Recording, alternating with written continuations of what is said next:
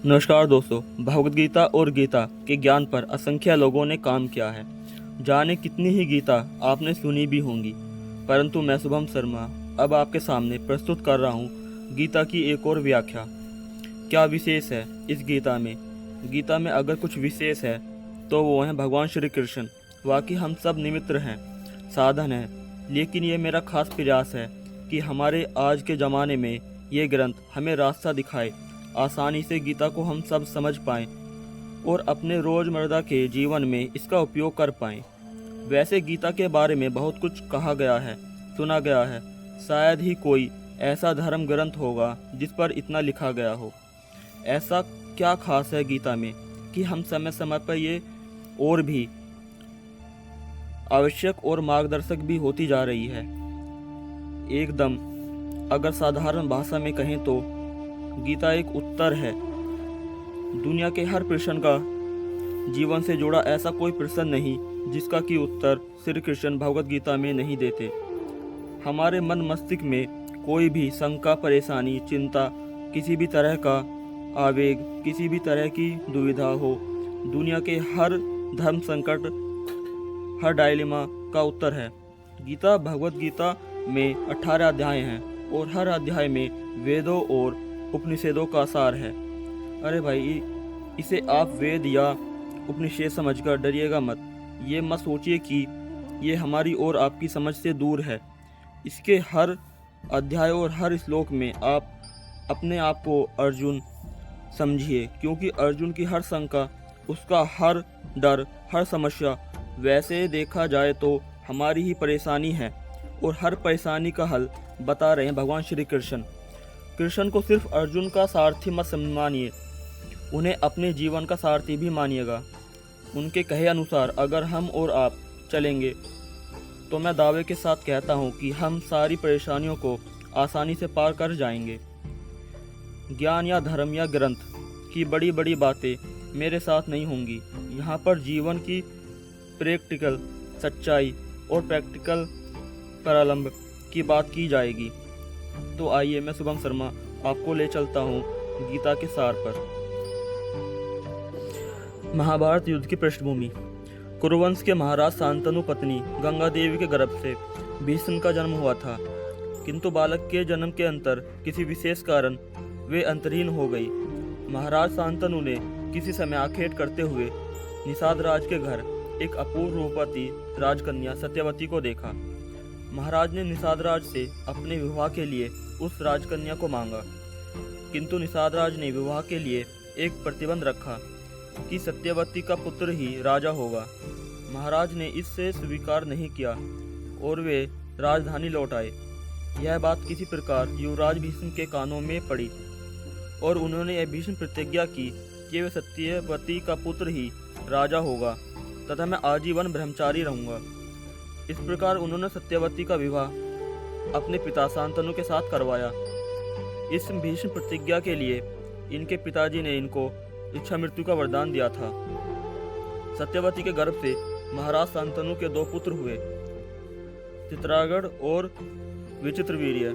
महाराज शांतनु की मृत्यु के पश्चात चित्रागढ़ राजा बने, किंतु इनकी सामयिक मृत्यु से विचित्रवीर्य को राजपद दिया गया।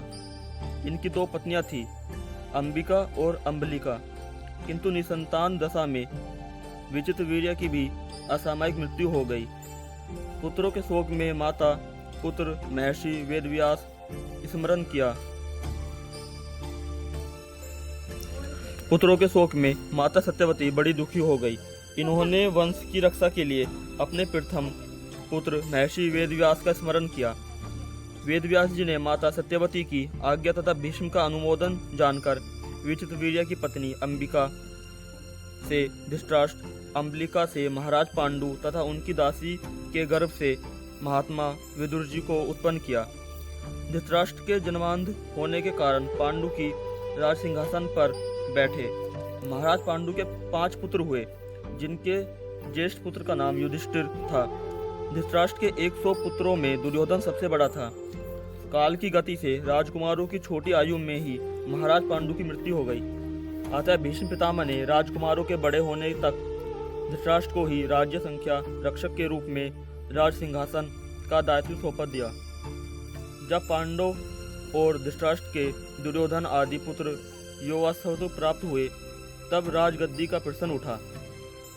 महाराज धृतराष्ट्र अपने पुत्रों के प्रति पक्षपाती थे। वे छल बल से दुर्योधन को ही राज्य पद अभिषिक्त करना चाहते थे, किंतु भीष्म पितामह जैसे परम धार्मिक पूज्य व्यक्तियों और प्रजाओं के दरबार में के कारण वे ऐसा नहीं कर सके। उन्होंने ब्राह्मण रूप से युधिष्ठिर को आधे राज्य के रूप में नवनिर्मित वारणावत नगर में भेजकर उन्हें जलाकर मारने का षड्यंत्र रचा, परंतु पांडव किसी प्रकार बच निकले। इसके कुछ समय बाद पांडव का द्रौपदी से विवाह हुआ। पांडव अभी जीवित हैं, यह जानकर भीष्म पितामह के आदेश से उन्हें इंद्रप्रस्थ नामक स्थान का राज्य सौंप दिया। पांडवों ने वहीं श्री कृष्ण की सहायता से मायादानव के द्वारा एक अद्भुत सुंदर नगरी और राजस भवन का निर्माण करवाया। कुछ ही दिनों में पांडवों ने भारतवर्ष के बड़े बड़े राजाओं को जीतकर एक महाराज्य सूर्ययज्ञ का अनुष्ठान किया। महाराज धृतराष्ट्र और दुर्योधन आदि पांडवों के राजसूय यज्ञ को देखकर सुनकर ईर्ष्या से जल उठे। उन्होंने पुनः षड्यंत्र कपटतापूर्वक धूत कीड़ा में पांडवों का राज्य ले लिया तथा उन्हें 12 वर्ष के लिए वनवास और 1 वर्ष के अज्ञातवास के लिए बाध्य किया, किंतु वह समय पूरा होने पर भी पांडवों को उनका राज्य नहीं लौटाया गया। औरों की तो बात ही क्या, भगवान श्री कृष्ण भी पांडवों का दूत बनकर हस्तिनापुर में गए, किंतु दुर्योधन अपनी हटी पर अड़ा रहा। उन्होंने 5 गांवों की तो बात ही क्या, बिना युद्ध के सुई की नोक भर भी जमीन देना स्वीकार नहीं किया। इसलिए युद्ध असंभव हो गया। युद्ध के लिए कुरुक्षेत्र को ही क्यों चुना गया, इसका एक कारण है। व्यास जी ने युद्ध स्थल कुरुक्षेत्र को धर्म क्षेत्र कहा है। श्री भागवत के अनुसार कुरुराज के नाम पर इस क्षेत्र का नाम कुरुक्षेत्र हुआ। महाभारत में शल्य पर्व के अनुसार महाराज कुरु किसी समय इस क्षेत्र को हल से जोत रहे थे। उस समय देवराज इंद्र ने उपस्थित होकर उनसे पूछा, तुम किस लिए ऐसा कर रहे हो? कुरुराज ने उत्तर दिया, मैं चाहता हूं कि जो लोग इस क्षेत्र में देहत्याग करें उन्हें सर्वलोक की प्राप्ति हो। ऐसा सुनकर देवराज ने उनका उपहास किया और सर्वलोक को लौट गए। महाराज कुरु पुनः बड़े उत्साह से हल चलाने लगे। इंद्र पुनः उनके समीप आकर उनका उपहास करते और चले जाते। अंत में अन्य देवताओं के परामर्श से देवराज ने प्रसन्न होकर कुरुराज को यह वर दिया कि जो इस क्षेत्र में देह त्याग करेंगे अथवा युद्ध में मारे जाएंगे उन्हें अवश्य ही सर्वलोक की प्राप्ति होगी।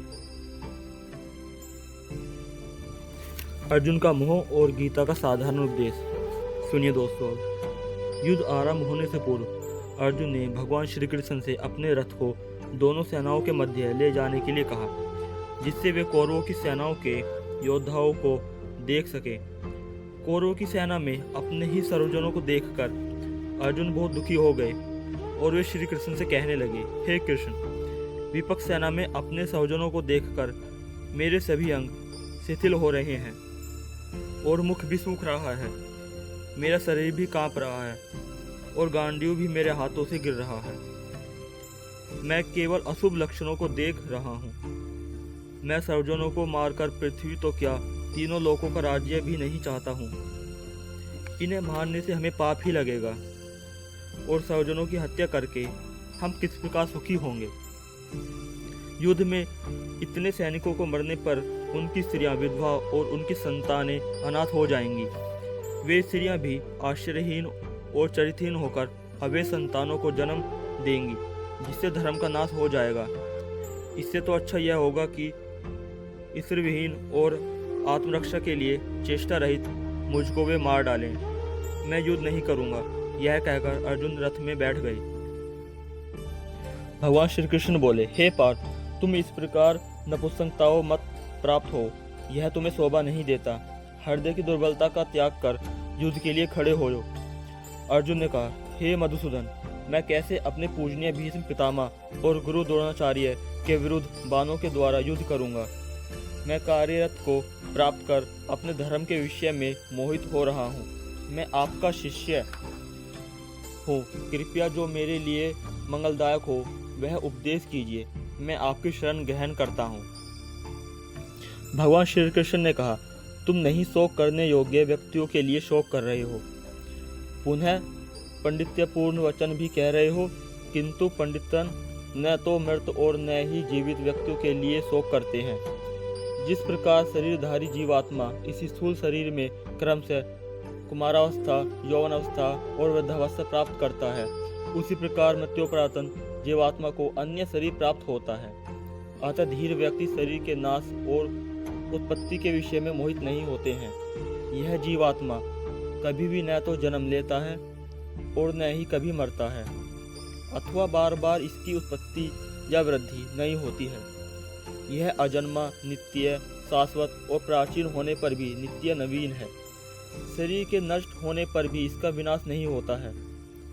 इस जीवात्मा को न शस्त्रों के द्वारा छेदा जा सकता है, न ही आग के द्वारा जलाया जा सकता है, न ही जल के द्वारा भिगोया जा सकता है, और न ही वायु के द्वारा सुखाया जा सकता है।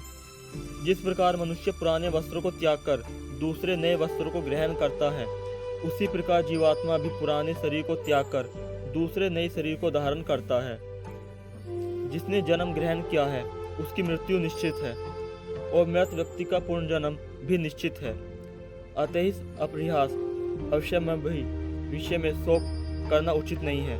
नित्य, अविनाशी और अपरिमेय, जिससे मापा नहीं जा सकता, जीवात्मा के ये सब भौतिक शरीर नाशवान कहे गए हैं। उदाहरण स्वरूप श्रीमद् भागवत के 7वें स्कंद में उसीन देश में सुयग नाम के राजा की कथा का यह वर्णन किया जा रहा है। राजा सुयग युद्ध में मारे गए और उनके भाई बंधु उनको घेर कर बैठ गए। राजा का कवच छिन्न भिन्न हो गया था, उनके आभूषण टूट गए थे, बाल बिखर गए थे और सारा शरीर खून से लथपथ हो गया था। रानियां अपने पति को मृत देखकर छाती पीट पीट कर रोने लगी। उनके करुण स्कंद को देखकर मंत्री, प्रजा आदि भी रोने लगे। रानियां रोते रोते कहने लगी, हे प्राणनाथ, आप हमें असहाय छोड़कर कहाँ चले गए? आप हमसे बहुत प्रेम करते थे, हमारी थोड़ी सी भी सेवा को बहुत बड़ा मानते थे। हम तो आपके चरणों की दासियां हैं, हम आपके बिना जीवित नहीं रह पाएंगी। इस प्रकार विलाप करते करते वे उनके शरीर को छोड़ नहीं रही थी। इतने में सूर्यास्त हो गया। उन लोगों का विलाप सुनकर यमराज एक बालक का रूप धारण वहां आए। उन्होंने उन लोगों से पूछा कि वे क्यों रो रहे हैं। मंत्री ने कहा कि हमारे राजा चले गए हैं, इसलिए हम सब रो रहे हैं। बालक ने कहा, आप कह रहे हैं कि राजा चले गए हैं, परंतु वे तो आपके सामने ही यहाँ रणभूमि में पड़े हैं। मंत्री बोले, नहीं, वे चले गए हैं, यह तो उनका शरीर है। बालक ने पूछा, आप कह रहे हैं कि यह उनका शरीर है और राजा चले गए हैं, तो क्या आपने इस शरीर में रहने वाले राजा को कभी देखा था? वे कैसे थे? लंबे थे या छोटे थे? काले थे या गोरे थे? पतले थे या मोटे थे? उनका रूप कैसा था? मंत्री विचार करने लगे और कोई उत्तर नहीं दे पाए। तब बालक ने कहा, मूर्खो, तुम जिसके लिए शोक कर रहे हो, वह सुयग नाम का शरीर तो तुम्हारे सामने पड़ा है। वह आत्मा जो इसमें सुनने और बोलने वाला था, वह तो तुम्हें कभी दिखाई नहीं पड़ा था। आत्मा शरीर से अत्यंत भिन्न है। वह इस शरीर में रहने पर भी इसके जन्म, मृत्यु आदि विकारों से अछूता ही रहता है। जैसे मनुष्य मिट्टी आदि से बने घर को अपने से अलग समझता है, वैसे ही आत्मा पृथ्वी, जल, अग्नि, वायु और आकाश, इन 5 तत्वों से बने स्थूल शरीर और मन, बुद्धि और अहंकार के सूक्ष्म शरीर से अलग है। जैसे लकड़ी में रहने वाली अग्नि उसे अलग है, जैसे देह में रहने पर भी वायु का उससे कोई संबंध नहीं है, जैसे आकाश सब जगह रहने पर भी किसी से लिप्त नहीं होता, वैसे ही शरीर में रहने वाला और उसका अक्षय आत्मा भी उससे अलग और निर्लिप्त है।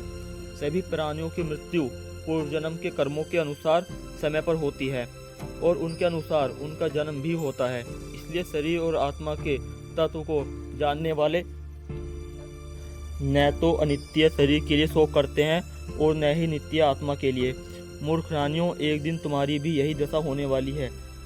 तुम्हें अपनी तो मृत्यु दिखाई नहीं देती और इनके लिए रो रही हो। यदि तुम 100 वर्ष तक भी इस प्रकार छाती पीट कर रोती रहोगी तो भी तुम्हारे पति लौटकर नहीं आएंगे। यह कहकर यमराज जी अतधीन हो गए।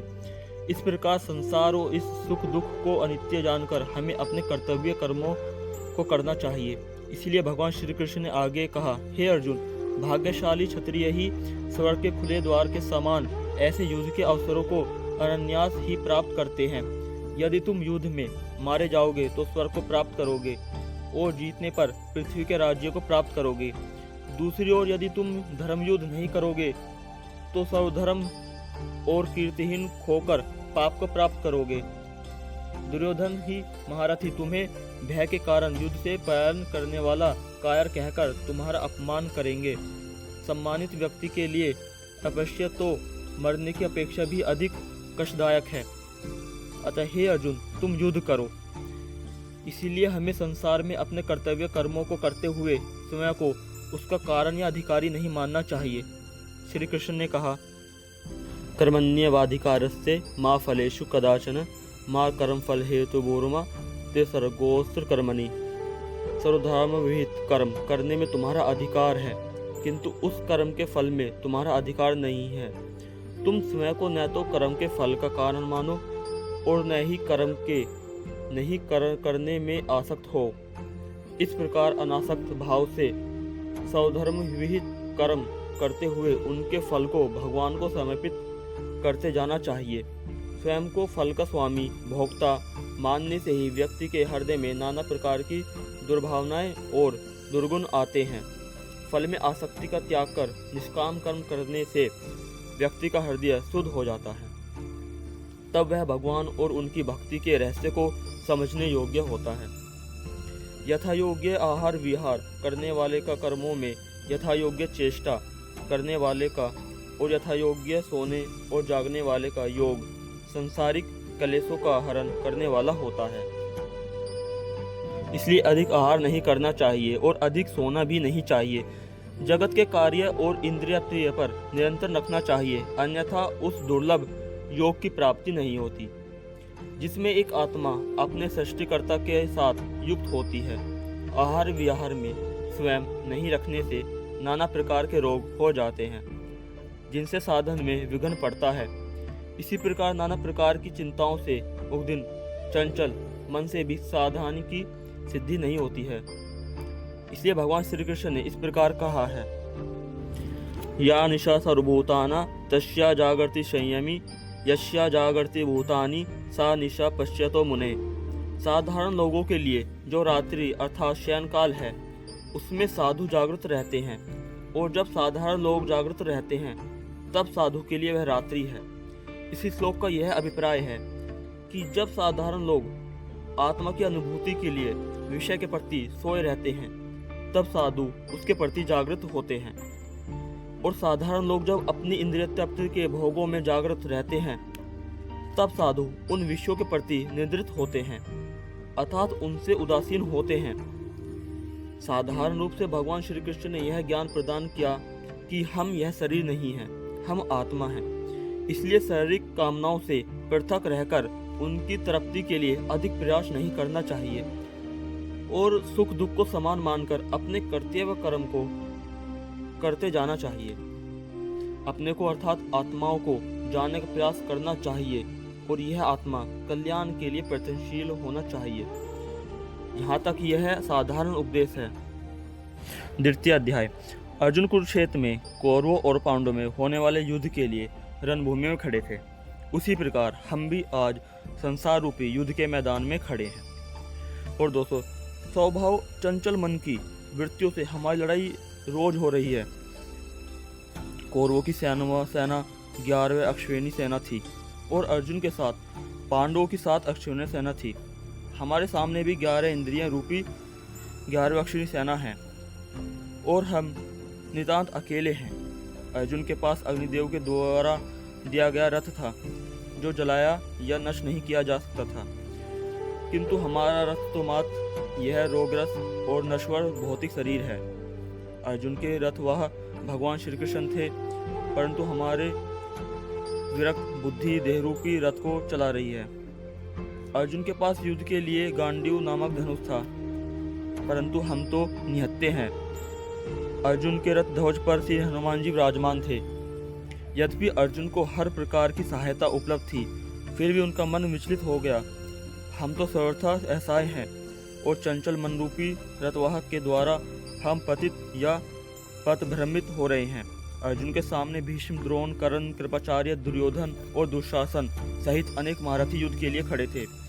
इसी प्रकार हमारे सामने भी काम, क्रोध, लोभ, मोह, मद और मत्सर आदि उत्साह रूपी महारथी मन में सर्वदा उदित होकर वाणी के वेग अर्थात दूसरों को उद्वेग देने वाले वाक्य के प्रयोग के द्वारा, मानस वेग अर्थात नाना प्रकार के मनोरथ के द्वारा, क्रोध वेग अर्थात कटुवाणी आदि के प्रयोग के द्वारा, जीहा वेग अर्थात मीठा, खट्टा, कड़वा, तीखा, नमकी और कशेला इन 6 प्रकार के रसों की लालसा के द्वारा, उद्वेग अर्थात अधिक भोजन की लालसा द्वारा और जनेंद्रिय 11 इंद्रिया, 5 कर्मेंद्रिया, हाथ, पांव, मुख, उदर और जनेंद्रिया, 5 ज्ञानेंद्रिया, आंख, नाक, कान, जीहा और त्वचा तथा मन वेग अर्थात स्त्री पुरुष सहवास की लालसा से द्वारा मन को असत विषय की ओर खींचते हैं। हम इनमें से किसी एक को भी परास्त करने में असमर्थ हैं। द्रौपदी के दुर्योधन के प्रति अपमानजनक वचन के कारण ही पांडवों और कौरवों में युद्ध हुआ था। विश्वामित्र और नारद मुनि जैसे महान व्यक्ति भी इनमें से एक महारथी जनेंद्रिय वेग कामवासना के द्वारा पराजित हुए थे। एक समय नारद जी हिमालय पर्वत पर गंगा के तट पर एक अत्यंत मनोरथ स्थान पर पहुंचे। उस रमणीक स्थान पर रुककर वे अपने स्वाभाविक निर्मल मन से श्री हरि का स्मरण करने लगे और उनकी समाधि लग गई। नारद मुनि की यह तपमय स्थिति देखकर इंद्र डर गया कि वह कहीं ये अपनी तपस्या के बल से मेरा स्वर्ग राज्य न छीन लें। उसने कामदेव को बुलाकर कहा, तुम अपने सहायकों सहित जाओ और नारद जी समाधि भंग करो। नारद जी के पास जाकर कामदेव ने अपनी माया से वसंत ऋतु उत्पन्न कर कामाग्नि को भड़काने वाले वातावरण की सृष्टि की। काम काल में निपुण नवयुक्तियां बहुत प्रकार की तानों की तरंग के साथ गाने लगी और हाथ में गेंद को लेकर विभिन्न प्रकार के खेल खेलने लगी, किंतु कामदेव की कोई भी काला मुनि पर प्रभाव न डाल सकी। तब तो कामदेव अपने विनाश के भय से डर गया और नारद के चरण में गिर गया, क्षमा मांगने लगा। नारद जी के मन में क्रोध नहीं आया और प्रिय वचन कहकर उन्होंने कामदेव का सम्माधन किया, किंतु नारद जी के मन में कामदेव को जीतने का अभिमान हो गया था और उन्होंने बड़े गर्व के साथ यह वृत्तांत शिव जी को जाकर सुनाया।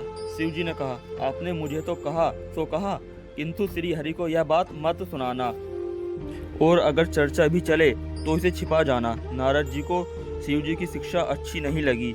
हाथ में वीणा लिए हरि गुण गाते वे वैकुंठ में श्री नारायण के पास पहुंचे और कामदेव का सारा चरित्र उन्हें कह सुनाया।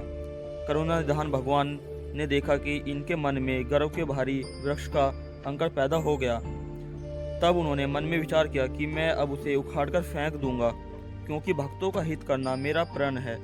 हृदय में अभिमान को बढ़ाकर नारद जी वहां से चले गए। तब लक्ष्मीपति भगवान ने अपनी माया को प्रेरित किया। उस हरि माया ने मार्ग में एक अत्यंत सुंदर नगर रचा, जिसमें शीलनिधि नामक राजा थे। उनका वैभव विशाल सो इंद्रों के समान था।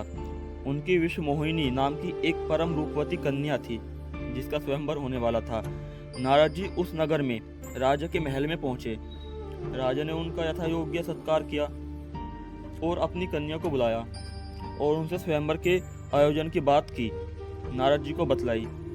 उस राजकुमारी का रूप देखकर मुनि वैराग्य भूल गए और बड़ी देर तक उस कन्या को देखते ही रह गए। बहुत सुंदर कन्या थी। वे मन में विचार करने लगे कि क्या उपाय करूं कि यह कन्या मुझे वर करे। इस समय जब तब से तो कुछ हो नहीं सकता, मुझे तो अत्यंत सुंदर रूप और वैभव चाहिए, जिससे यह राजकुमारी मुझ पर रिझ जाए और मेरे ही गले में जयमाला डाल दे। यह सोचते सोचते वे उस स्थान को चले गए। उस समय नारद जी ने भगवान नारायण से बहुत प्रकार से विनती की। लीला में कृपालु भगवान प्रकट हो गए और नारद जी से बहुत दीन होकर अपने मन के भाव को प्रकट करते हुए कहा, हे हरि, आप अपना रूप मुझे दे दीजिए, क्योंकि और किसी उपाय से मैं उस राजकन्या को नहीं पा सकूंगा। अपनी माया का विशाल बल देखकर भगवान हंसकर बोले, हे नारद जी सुनो, जिस प्रकार आपका परम हित होगा हम वही करेंगे। हे मुनि, रोग से व्याकुल रोगी कुपत्तियां मांगे तो वैद्य उसे नहीं देता। मैंने भी तुम्हारा हित करने का निश्चय कर लिया। ऐसा कहकर भगवान अंतर्ध्यान हो गए। माया के वशीभूत हुए मुनि ऐसे मूड हो गए कि वे भगवान की निर्गुण वाणी को नहीं समझ सके। वे तुरंत स्वयंवर स्थल की ओर चले। वहाँ राजा लोग खूब सज धज कर समाज सहित अपने अपने आसन पर बैठे थे। नारद जी मन ही मन प्रसन्न हो रहे थे कि मेरा श्री हरि जैसा सुंदर रूप देखकर राजकन्या भूलकर भी किसी दूसरे को वरण नहीं करेगी। कृपा निधान भगवान ने मुनि के कल्याण के लिए उन्हें बंदर का हरि का एक अर्थ बंदर भी होता है कुरूप चेहरा दे दिया तथा राजकुमारी के सभा में प्रवेश करने पर नारद जी उसके सम्मुख खड़े हो गए। उनका बंदर सा मुख और भयंकर शरीर देखकर वह मुंह फेरकर आगे चल दी। नारद मुनि बार बार उचकते और छटपटाते थे, किंतु राजकुमारी ने उनकी ओर देखा भी नहीं। उसी समय श्री नारायण भी राजा का शरीर धारण करके वहां आए। राजकुमारी ने हर्षित होकर उनके गले में जयमाला डाल दी और भगवान अपनी दुल्हनी को लेकर चल दिए। मोह के कारण मुनि की बुद्धि नष्ट हो गई थी। राजकुमारी को जाते हुए देखकर वे अत्यंत व्याकुल हो गए। वहीं शिवजी के दो गण भी ब्रह्मा वेश में बैठे थे। उन्होंने हंसकर नारद जी से कहा, जाकर दर्पण में अपना मुख तो देखिए। मुनि ने जल में झांककर अपना चेहरा देखा। बंदर का चेहरा देखकर वे अत्यंत क्रोधित हो गए और भगवान श्री हरि को अनेक खरे खोटे वचन सुनाए, यहाँ तक कि उन्हें श्राप भी दे डाला। प्रभु ने तुरंत अपनी माया को हटा लिया।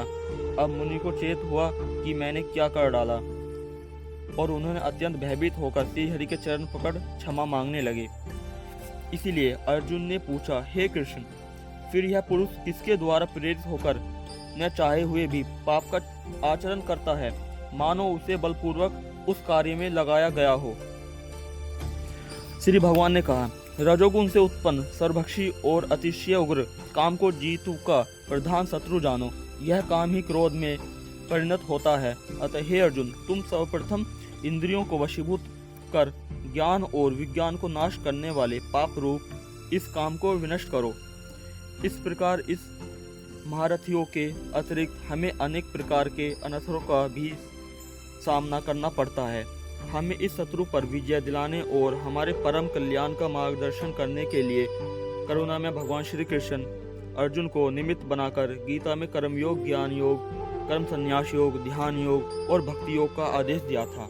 अब मैं आपको समझाता हूँ कर्म योग। अपने स्वार्थ के लिए किए गए कार्यों को कर्म और कार्यों के द्वारा भगवान से युक्त होने की चेष्टा को कर्मयोग कहते हैं। भगवान श्री कृष्ण ने अर्जुन से कहा, कोई पुरुष किसी भी काल में एक क्षण के लिए भी बिना कर्म किए नहीं रह सकता। सभी पुरुष स्वभाव से उत्पन्न राग द्वेष गुणों के अधीन होकर कर्म में प्रवृत्त होते हैं, किंतु जो व्यक्ति मन के द्वारा इंद्रियों के वशीभूत फल की कामना से रहित होकर कर्मेंद्रियों से शास्त्र विहित कर्मों का आचरण करते हैं, वे श्रेष्ठ हैं। तुम संध्या उपासना से नित्य कर्म करो, क्योंकि कोई कर्म नहीं करने की अपेक्षा कर्म करना श्रेष्ठ है, और कोई कर्म न करने से तो तुम्हारा शरीर निर्वाह भी सिद्ध नहीं होगा। भगवान को अर्पित भोग के अवशिष्ट प्रसाद को ग्रहण करने वाले साधु सभी पापों से मुक्त हो जाते हैं, किंतु जो केवल अपने लिए ही अनादि पकाते हैं, वे दुराचारी पाप को ही खाते हैं। हे कुंती नंदन, यज्ञ विष्णु के लिए अर्पित निष्काम कर्म अतिरिक्त अन्य कर्मों के द्वारा मनुष्य को कर्म बंधन प्राप्त होता है।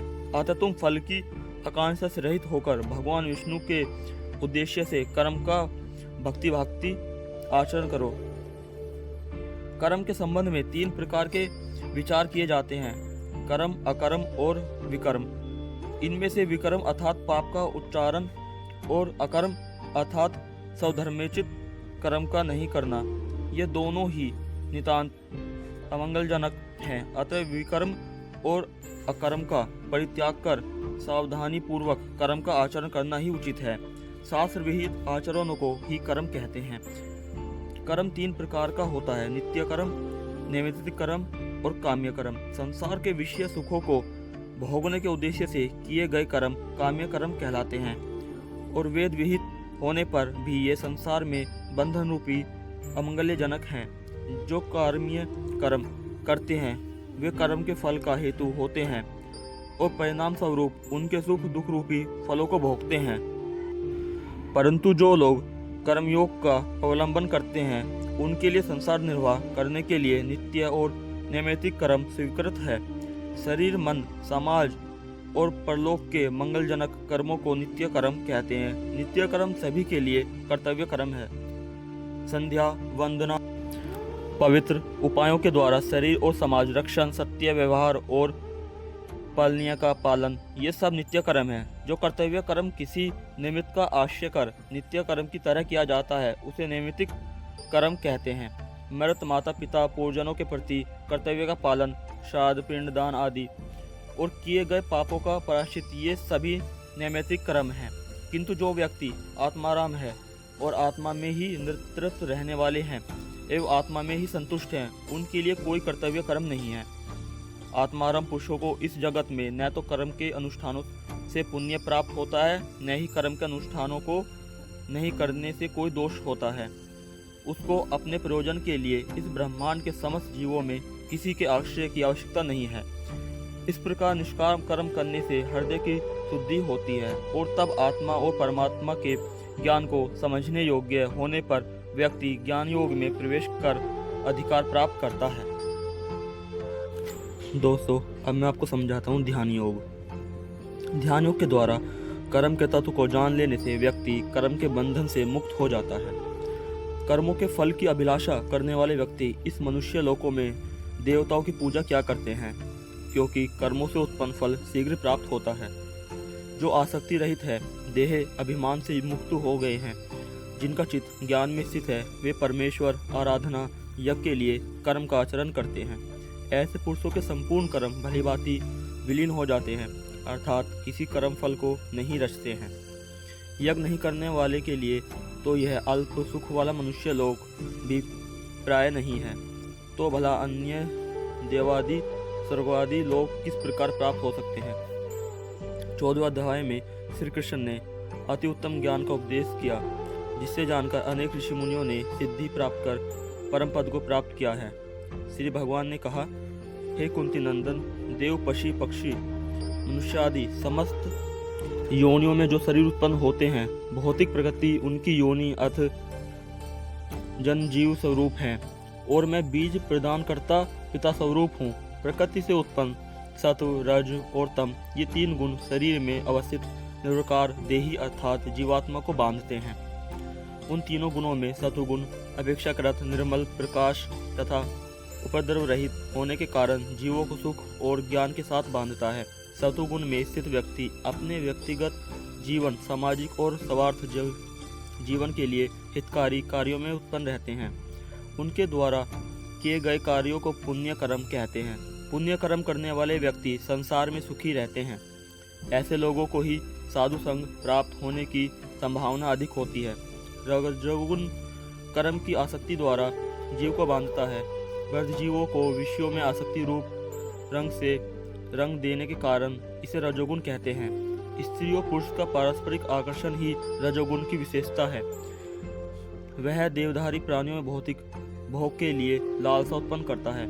ऐसा मनुष्य समाज या राष्ट्र में सम्मान, रूपवती स्त्री, सुंदर संतान तथा सुखी परिवार चाहता है। ऐसे रजोगुण के द्वारा सारा संसार भोग विषयों में आसक्त होकर माया के बंधन में पड़ जाता है। इंद्रिय विषयों के संयोग से उत्पन्न सुख प्रारंभ में तो अमृत के समान लगता है, परंतु परिणाम में विषय समान हो जाता है, भयानक विष लगता है। ऐसे लोगों का सार कलेश ही कलेश होता है, उसमें कोई वास्तविक सुख नहीं है। ज्ञान से उत्पन्न तमोगुण को सभी जीवों का मोह जानो। वह प्रसाद, आलस्य, प्रमाद और निंद्रा द्वारा देही को आबद्ध करता है। 3 प्रकार के गुणों में तमोगुण सबसे निकृष्ट होता है। यह सतोगुण से स्वार्थ विपरीत होता है। तमोगुणी व्यक्ति संपूर्ण रूप से विवेकहीन होकर शरीर और शारीरिक भोगों को ही सब कुछ मान लेते हैं। सभी लोग देख रहे हैं कि जिसका जन्म हुआ है उसकी मृत्यु निश्चित है, तथापि वे लोग झूठ, बेईमानी, कपटा, हिंसा आदि भी आश्रय लेकर धन आदि विषयों का संग्रह करते हैं, परंतु वे आत्मा का अनुशीलन नहीं करते। ऐसा पागल बना देना ही तमोगुण की विशेषता है। मादक द्रव्यों का सेवन करना, मांस, मछली, अंडे, मदिरा आदि सेवन करना, निष्क्रिय बने रहना, आलस्य, प्रमाद तथा अधिक निद्रा तमोगुणी व्यक्तियों के लक्षण है। पशुओं का वध और उनका मांस खाना तमोगुण का प्रधान लक्षण है। पशु हिंसक यह नहीं जानते कि भविष्य में ये पशु किसी न किसी रूप में उनका भी वध करेंगे। यह प्रकृति का नियम है। जैसा करोगे वैसा भोगोगे। तमोगुण प्रधान व्यक्ति के समस्त कार्य अत्यंत दुखदायी होते हैं। उनकी मृत्यु के बाद भी कीड़े मकोड़े पशु पक्षियों की योनियां जाना पड़ता है। मृत्यु के पश्चात सतोगुणी व्यक्ति ऊपर के लोकों में जाते हैं। रजोगुण व्यक्ति मनुष्य लोक में रहते हैं और आलस्य प्रमादी परायण तमोगुण भी व्यक्ति नीचे के लोकों में जाते हैं। चींटी से लेकर मनुष्य तक तथा तृण गुल्म से आरंभ पेड़ पौधे नदी और पर्वतों की योनियों में भी रहने वाले जीव गुणों से बंधे हुए असहाय की भांति कार्य कर रहे हैं। वस्तुत इन समस्त कर्मों में प्रकृति के 3 गुणों के अतिरिक्त और कोई कर्ता नहीं है, किंतु प्राकृतिक भी मूल नियामक मैं हूँ और प्रकृति एवं प्रकृति के गुणों के नियामक होने पर भी इनसे सर्वथा परे हूँ। जो ऐसा तत्व जान लेते हैं वे भी प्रकृति तथा प्रकृति के गुणों को लांघकर परम पद को प्राप्त होते हैं। जीव देह को उत्पन्न करने वाले इन 3 गुणों का अतिक्रमण कर जन्म मृत्यु जरा और दुख से मुक्त होकर मोक्ष प्राप्त करता है। जो एकांतिक भाव से मुझ परमेश्वर की ही भक्ति योग द्वारा सेवा करते हैं वे इन गुणों को पाकर ब्रह्मा को अनुभव करने के योग्य होते हैं। इस ज्ञान को किसी तत्वदर्शी गुरु से ही जाना जा सकता है। ज्ञान का उपदेश देने वाले गुरु के निकट दंडवत प्रणाम के द्वारा, विनम्रता सहित प्रसन्न के द्वारा और सेवा के द्वारा उस ज्ञान को समझो। तत्वदर्शी ज्ञानीगण तुम्हें उस ज्ञान का उपदेश देंगे। इस लोक में ज्ञानदाता गुरु के 2 लक्षण बतलाए गए हैं, ज्ञानी और तत्वदर्शी। शास्त्रों में वर्णित ज्ञान को अध्ययन आदि के द्वारा जानने वालों की ज्ञानी कहते हैं, किंतु तत्व ब्रह्मा के साक्षात अनुभूति संपन्न महापुरुषों को तत्वदर्शी कहते हैं। कोई ज्ञानवान होने पर भी तत्व और तथा वस्तु के साक्षात अनुभवी नहीं होते। ऐसे अनुभवहीन व्यक्ति का उपदेश फलीभूत नहीं होता। अनुभवी महापुरुषों का उपदेश ही सार्थक होता है। जिज्ञासु को ज्ञान का उपदेश देने वाली तत्वदर्शी गुरु को दंडवत प्रणाम ऐसा प्रश्न करना चाहिए कि हे भगवान, मेरी यह संसार दशा क्यों है और किस प्रकार मुझे इसे छुटकारा मिलेगा। सेवा और परिचयाकर्ता के द्वारा उन्हें संतुष्ट करना चाहिए, तब वे यथार्थ ज्ञान का उपदेश करेंगे। इस प्रकार श्रद्धावान जितेंद्रिय तथा साधनपरायण व्यक्ति ज्ञान प्राप्त करते हैं और ज्ञान को प्राप्त कर संसार नाश रूपी परम शांति प्राप्त करते हैं। दोस्तों, अब मैं आपको सुनाता हूँ कर्म संन्यास योग। अविद्या द्वारा जीव का स्वाभाविक ज्ञान आच्छादित है, उसी से समस्त जीव मोहित हो रहे हैं, किंतु जिनका वह अज्ञान भगवान के ज्ञान से विनष्ट हो गया है, उनका वह ज्ञान ही सूर्य के समान प्रकाशित होकर अंधकार या अविद्या को नष्ट करते हुए अप्रकाकृत परम तत्व भगवान को प्रकाशित कर देता है। तत्व ज्ञान प्राप्त करने पर साधक कर्म संन्यास योग का अधिकारी बन जाता है।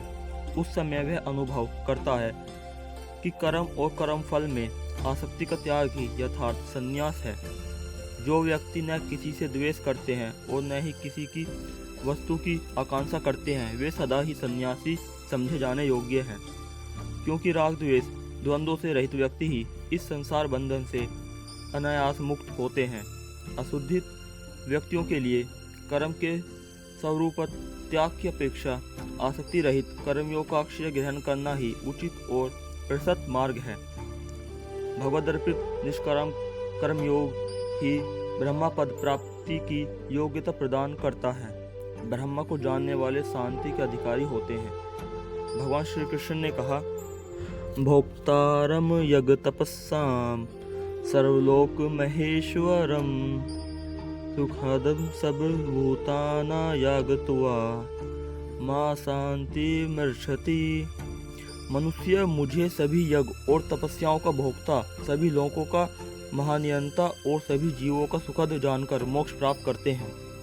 दोस्तों, असमझे ध्यान योग। ध्यान योग के विषय में साधक तत्वविद गुरु के उपदेशों को सुनकर भली भांति समझ लेता है कि चित्त शुद्ध होने पर ही भगवत ध्यान संभव पर होता है। कामनाओं और संकल्प रहित व्यक्ति ही यथार्थ योगी या सन्यासी है। जिसने अपने मन को जीत लिया, उसका मन ही उसका बंधु है, किंतु अजितेंद्रिय व्यक्ति का मन ही शत्रु के समान उसके उपकार में प्रवृत्त होता है। इसलिए विषय भोगों की कामना रहते हुए योगी की सिद्धि नहीं होती। परिमित आहार विहार करने वाले व्यक्ति ही योग सिद्धि होती है। इस प्रकार पाप रहित योगी पवित्र स्थान में उचित आसन पर बैठकर इंद्रियों को विषयों से हटाकर मन को निरंतर योगनिष्ठ करते करते अनायास ही ब्रह्मा प्राप्ति रूप परम सुख प्राप्त करते हैं, अर्थात जीवन से मुक्त हो जाते हैं। समस्त प्राणियों में अंतर्यामी के रूप में भगवत दर्शन और श्री भगवान के आश्रय में ही जीवों की स्थिति है। ऐसा अनुभव ही योग की सिद्धि है। इसके अध्याय के अंतर में भगवान कृष्ण ने कहा था, योगी नामपि सर्वेषां मदृतेनांतरात्मना श्रद्धावान भजते यो माम स मे युततमो मतः। मेरे मतानुसार समस्त योगी में भी वे योगी सर्वश्रेष्ठ हैं जो श्रद्धावान होकर मुझ में आसक्त मन के द्वारा निरंतर मुझे ही भजते हैं, अर्थात भक्त तपस्वी कर्मी ज्ञानी और योगी से भी श्रेष्ठ हैं। दोस्तों, अब मैं आपको सुनाता हूँ भक्ति योग। गीता में भगवान श्री कृष्ण ने स्वयं अनेक स्थानों पर यह स्पष्ट घोषणा की थी कि वे ही परम तत्व की चरम सीमा हैं। उनके अतिरिक्त और कोई भी परम तत्व है ही नहीं।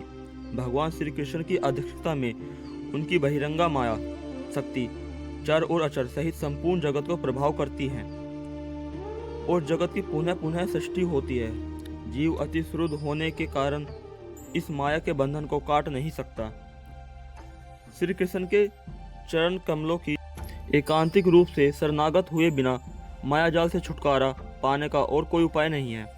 मूढ़, अविवेक शून्य, नराधम, मनुष्यों में नीच, माया के द्वारा विलुप्त, ज्ञान वाले और आसुरी प्रवृत्ति वाले ये चार प्रकार के दुष्कृति संपन्न व्यक्ति भगवान का भजन नहीं करते और इसके विपरीत आर्त, दुखी, जिज्ञासु, अर्थार्थी, धन की इच्छा वाले और ज्ञानी, ये चार प्रकार के सुकृति संपन्न व्यक्ति भगवान का भजन करते हैं। इस जगत में भगवत दर्शन दुर्लभ हैं, जिनके ज्ञान को कामनाओं ने हर लिया है। वे अनन्य देव देवियों की आराधना से नश्वर वस्तुओं की अभिलाषा करते हैं। इससे उनका परम कल्याण नहीं हो सकता। एकांतिक भक्तों के द्वारा ही श्री कृष्ण प्राप्ति सुलभ है। भगवत का पुनर्जन्म नहीं होता और अनन्या केवल भगवान की ही भक्ति के द्वारा ही भगवत प्राप्ति होती है। कर्म, ज्ञान, ध्यान, अष्टांग योग के द्वारा प्राप्त किए जाने वाले फल भक्ति के द्वारा अनायास ही प्राप्त किए जा सकते हैं। गीता में भगवान ने भक्ति योग को ही सर्वश्रेष्ठ साधन बतलाया है। इसीलिए भक्ति योग का विस्तार से वर्णन आगे अध्याय में किया गया है। तृतीय परिच्छेद। श्रीमद् भागवत गीता में कहा गया है, अज्ञान अर्थात एक अद्वितीय वास्तव वस्तु परमेश्वर को तत्व को जानने वाले परमार्थ कहते हैं। वह एक ही वास्तव वस्तु ब्रह्मा, परमात्मा और भगवान इन तीन रूपों में जानी जाती है। आत्मा चित चेतन वस्तु है और उस परमेश्वर का सनातन अंश है।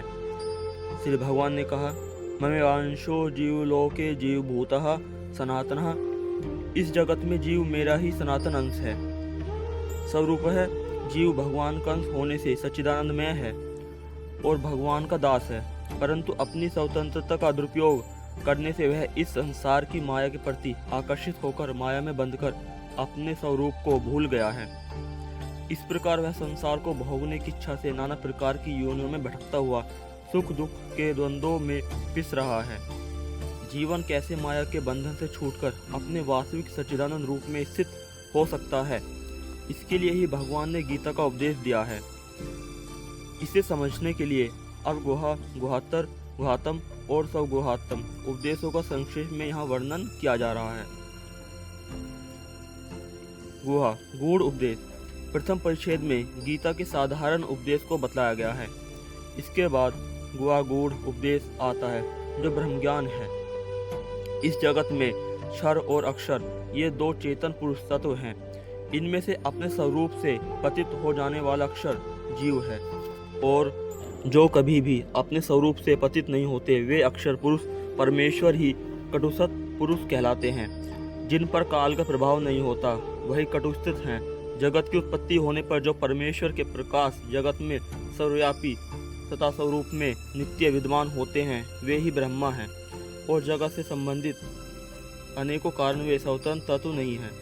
ज्ञानी इन्हीं निराकार, निर्विशेष, सर्वव्यापी ब्रह्म की उपासना करते हैं, परंतु उनके साधन में बहुत कष्ट है। निर्विशेष निराकार ब्रह्म स्वरूप में आसक्तिचित व्यक्तियों को अधिकतर क्लेश होता है, क्योंकि इंद्रियों का निरोध करते ही अव्यक्त निराकार ब्रह्म के विषय में जाना जा सकता है। देह में स्वयं का अभिमान करना वाले को निराकार में निष्ठा दुखपूर्वक प्राप्त होती है।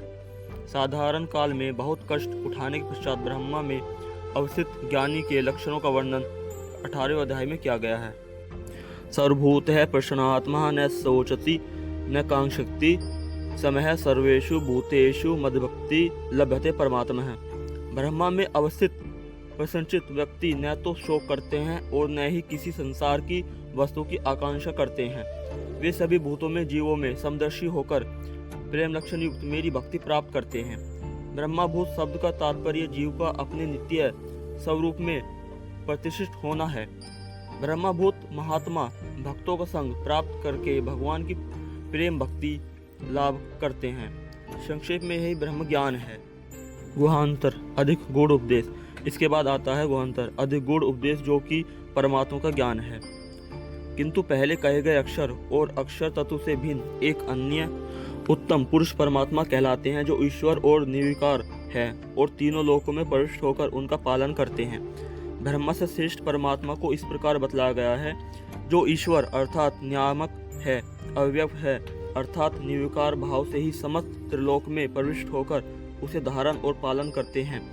परमात्मा प्रत्येक जीव के हृदय में अंगूठे के आकार में चतुर्भुज विष्णु के रूप में जीवों के सभी कार्यों के साक्षी के रूप में निवास करते हैं।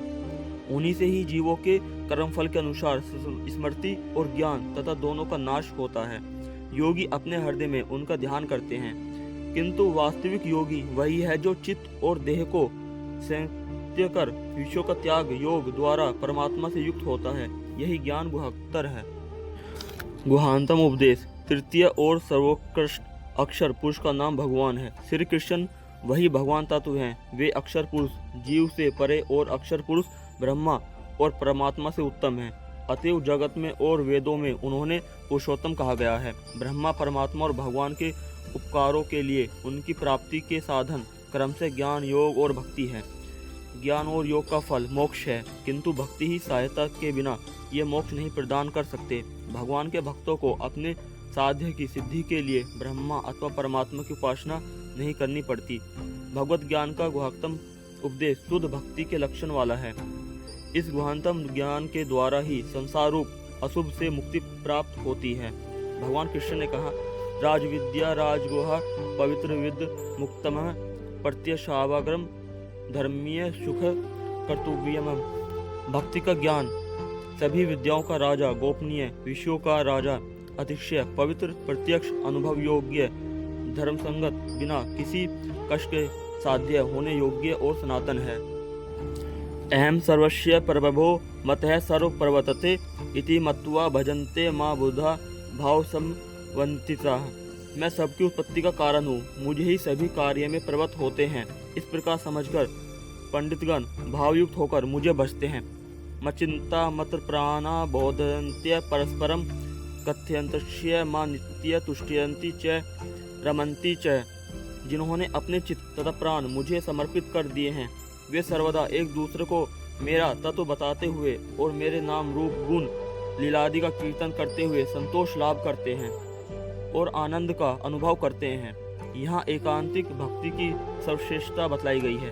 भक्ति में ज्ञान और योग की भांति अनंत कारण की शुद्धि की अपेक्षा भी नहीं होती है। अत्यंत दुराचारी व्यक्ति के हृदय में भी भक्ति कृपा पूर्वक प्रवेश कर उसे परम पवित्र और विश्व वंदनीय सर्वश्रेष्ठ महाभागवत बना देती है। भगवान श्री कृष्ण ने कहा, यदि दुराचारी व्यक्ति भी अनन्य भजन परायण होकर मेरा भजन करता है तो वह भी साधु ही मानने योगी है, क्योंकि वह मेरी भक्ति में स्थित बुद्धि वाला है। वह शीघ्र ही धर्मात्मा होकर शाश्वत शांति प्राप्त करता है। हे अर्जुन, यह प्रतिज्ञा कर लो कि मेरा भक्त कभी नष्ट नहीं होता। शुद्ध भक्ति संबंधी यह गुहांतम ज्ञान परम विज्ञानमय है। ईश्वर विषय के ज्ञान को अनुभूति के साथ जानना ही विज्ञान है। यहाँ वर्णित शुद्ध भक्ति भगवान की ऐश्वर्य भाव के साथ भक्ति है। ऐश्वर्य भाव में भगवान को सर्वशक्तिमान, सर्वव्यापी, सर्वज्ञ, सबकी सृष्टि और पालन करने वाला मानना है। उसके विचार से भगवान को भूख, प्यास, थकान नहीं लगती और वे आत्माराम, आपतकाम हैं। ऐश्वर्य भाव प्रधान होने से भक्त के लिए भगवान की सेवा का अधिक अवकाश नहीं होता है, इसलिए भक्त का प्रेम कुछ शिथिल हो जाता है। परंतु जब भक्त भगवान के साथ लौकिक संबंध, संसार के संबंधी वस्तु के समान प्रेम के संबंध से सेवा करने की इच्छा करते हैं, तब भगवान को भूख प्यास लगती है और वे थकान का भी अनुभव करते हैं, जिसके कारण भक्त को उनकी सेवा का अवसर प्राप्त होता है। ऐसी भक्ति को रमस्य भक्ति कहते हैं। सर्वगुहांतम उपदेश 18वें अध्याय के अंत में भगवान सर्वगुहांतम उपदेश दे रहे हैं। गीता शास्त्र के गंभीर ज्ञान को श्रवण कर अर्जुन निशब्द हो गए। यह देखकर भक्त वत्सल्य भगवान श्री कृष्ण का हृदय पिघल गया और वे कहने लगे, हे प्रिय मित्र अर्जुन, अब जो मैं कहने जा रहा हूँ वह वचन ही परमम है, अर्थात गीता शास्त्र जो सभी शास्त्रों का सार है उसका भी सार है। गुहांतम इन वचनों से अधिक गुहार कुछ नहीं है, कहीं नहीं है और कहीं किसी प्रकार से हो भी नहीं सकता है। यह अखंड है। इन वचनों को पुनः कहने का कारण यह है कि तुम मेरे अति प्रिय सखा हो, इसलिए तुम्हारे मंगल के लिए मैं इसे कहूँगा। कोई भी व्यक्ति अपने प्रिय सखा के अतिरिक्त अन्य किसी को अति रहस्यपूर्ण बातें नहीं कहता। मैंने तुम्हें गुहा ब्रह्म ज्ञान और गुहांतर परमात्मा ज्ञान के विषय में बतलाया। अभी गुहांतम भगवान ज्ञान का उपदेश दे रहा हूँ, इसे श्रवण करो। इस गीता शास्त्र में मैंने जितने भी उपदेश दिए हैं उन सब की अपेक्षा यह श्रेष्ठ है। मनमन्ना भव मद्भक्तो मदाची माँ नमस्कुरुः मामेव शशि सत्यते प्रतिजाने प्रियोडशि में। तुम मुझे चित्त समर्पण करो, मेरे नाम रूप गुण लीला आदि के श्रवण कीर्तन परायण होकर मेरे भक्त हो, मेरी पूजा करने वाले हो और मुझे नमस्कार करो। इस प्रकार तुम मुझे ही प्राप्त करोगे।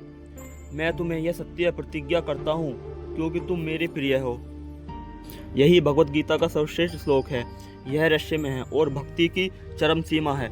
इस श्लोक में 4 विशेष क्रियाओं का वर्णन है। पहला है मनमन्ना भाव, सर्वदा मेरा चिंतन करो। दूसरा मद्भक्तो, मेरे भक्त बनो। तीसरा मदहाची, मेरी पूजा करो। और चौथा है माँ नमस्कुरु, मुझे प्रणाम करो।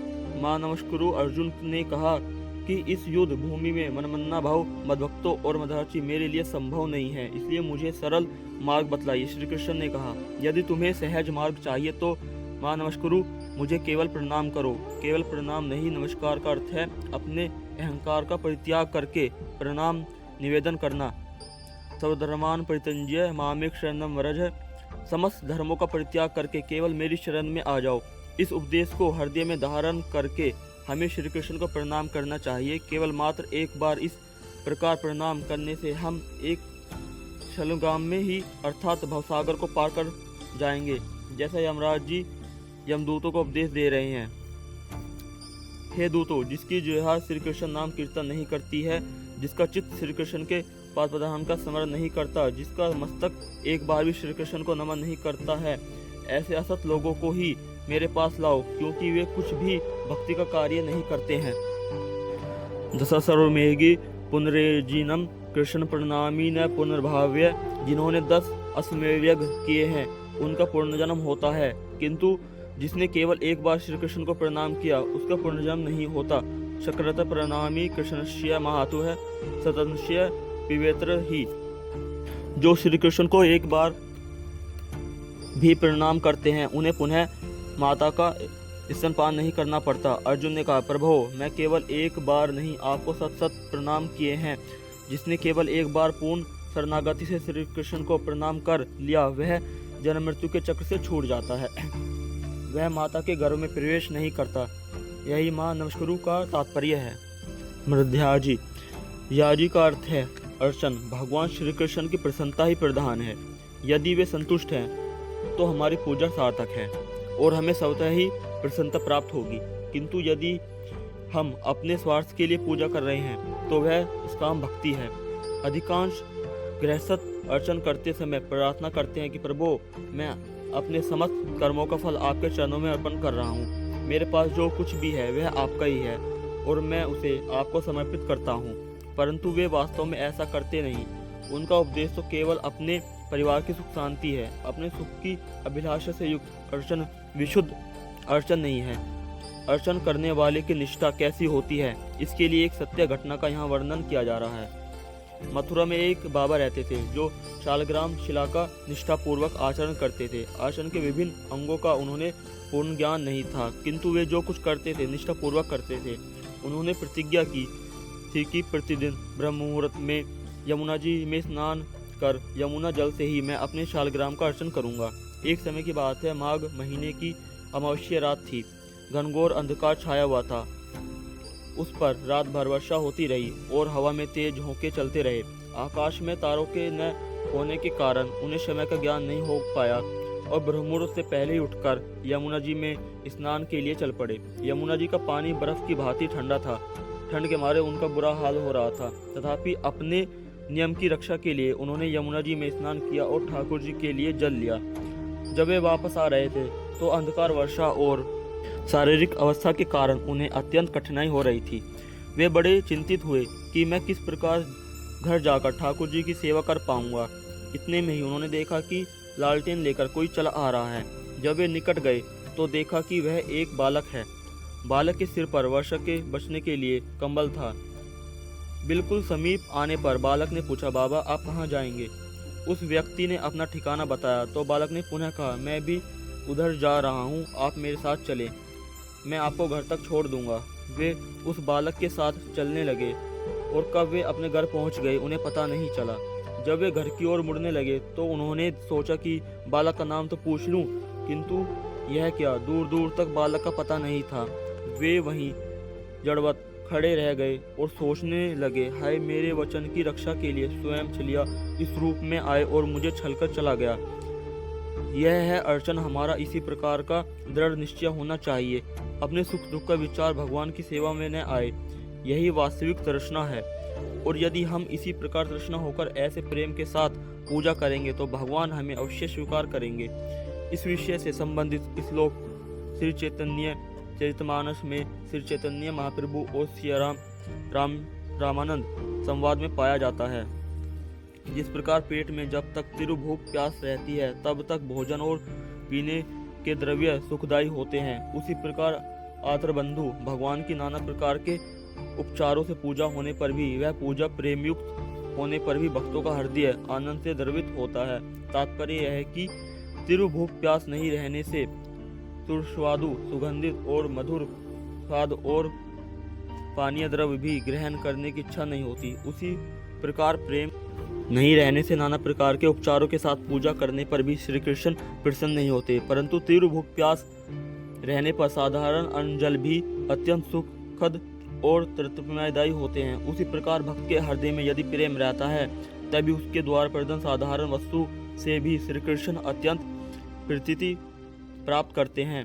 भक्त के हृदय में प्रेम ही भगवान में भूख उत्पन्न करता है और वे कहते हैं, जो भक्ति पूर्वक मुझे पत्र पुष्प फलादि प्रदान करते हैं, मैं उन तुदचित भक्तों के द्वारा भक्ति पूर्वक अर्पित उन वस्तुओं को ग्रहण करता हूँ। इसलिए श्री कृष्ण कहते हैं कि यदि कोई श्रद्धा और प्रेम के साथ मुझे निष्कपट रूप से कुछ अर्पण करे तो मैं उन्हें अवश्य ग्रहण करता हूँ। इस विषय में एक और सत्य कथा है। एक ब्राह्मण था जो श्री विग्रह की पूजा करता था और पूजा के बाद प्रतिदिन भोग लगाता था। इस कार्य के लिए उसे वेतन मिलता था। वेतन न मिलने पर वह पूजा नहीं करता था। उसका श्री विग्रह से कोई प्रेम नहीं था। भारत में ऐसे अनेक व्यावसायिक पुजारी हैं जो घर घर जाते हैं। वे पूजा के लिए सीधा जैसे चावल, आटा, दाल, सब्जी, कपड़ा आदि लेते हैं।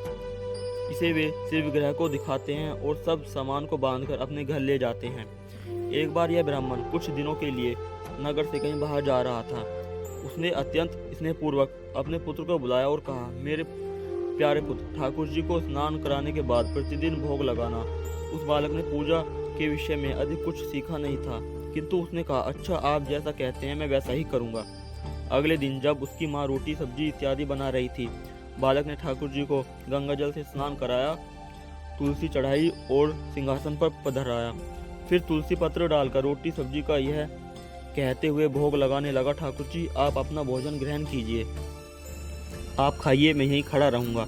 वह कुछ देर खड़ा रहा, फिर उत्सुक होकर कहने लगा, ठाकुर जी, मैं लगभग आधे घंटे से खड़ा हूँ और आपकी थाली को देख रहा हूँ, किंतु आप कुछ भी नहीं खा रहे हैं। जब मेरे पिताजी भोग लगाते हैं, आप उसे 3-4 मिनट में प्रसन्नतापूर्वक खा लेते हैं। मैं कोई मंत्रादि नहीं जानता, इसलिए आप नहीं खा रहे हैं। मेरे पिताजी यहाँ नहीं हैं, तो क्या आप भूखे रहेंगे?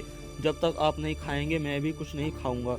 वह अत्यंत प्रेम से, निष्कपटता से यह कह रहा था। यदि हरिनाम जप करते समय ऐसी भावना हमारे हृदय में न हो, तो मंत्र का प्रभाव नहीं होता।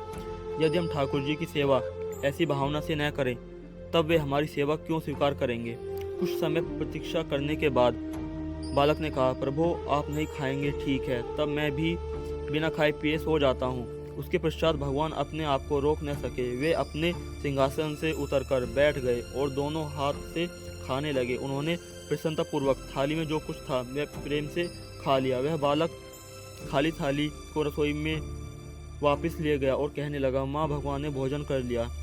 मैंने बड़ी कठिनाई से उन्हें भोजन कराया। बालक की माँ ने कहा, उन्होंने खा लिया, इससे तुम्हारा क्या अर्थ है? रोटी कहाँ गई? सब्जी कहाँ है? उन्होंने खा लिया, यह कैसे संभव है? अगले दिन बालक ने भगवान को पुनः उसी प्रकार भोजन कराया। उससे अगले दिन ब्राह्मण घर वापस आ गया। उसकी पत्नी ने उसे कहा, पिछली 2 रातों से हम बिना कुछ खाए पिए ही सो रहे हैं। ब्राह्मण ने पूछा, क्यों? ठाकुर जी को कुछ अर्पण किया गया, वह सभी कुछ खा गए।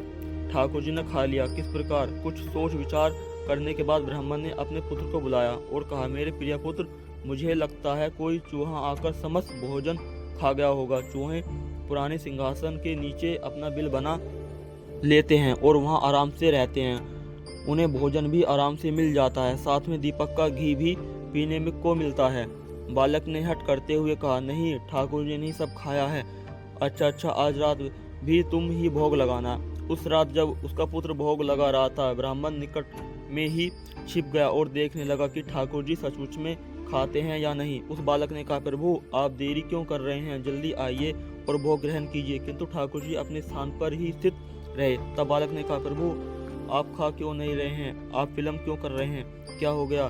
तभी एक मृदु आवाज आई, आज तुम्हारे पिता छिपकर देख रहे हैं, इसलिए मैं नहीं आऊँगा। बालक ने कहा, क्यों? आप अवश्य आइए और भोग ग्रहण कीजिए। यदि आप नहीं खाएंगे तो मैं बहुत दुखी हो जाऊँगा।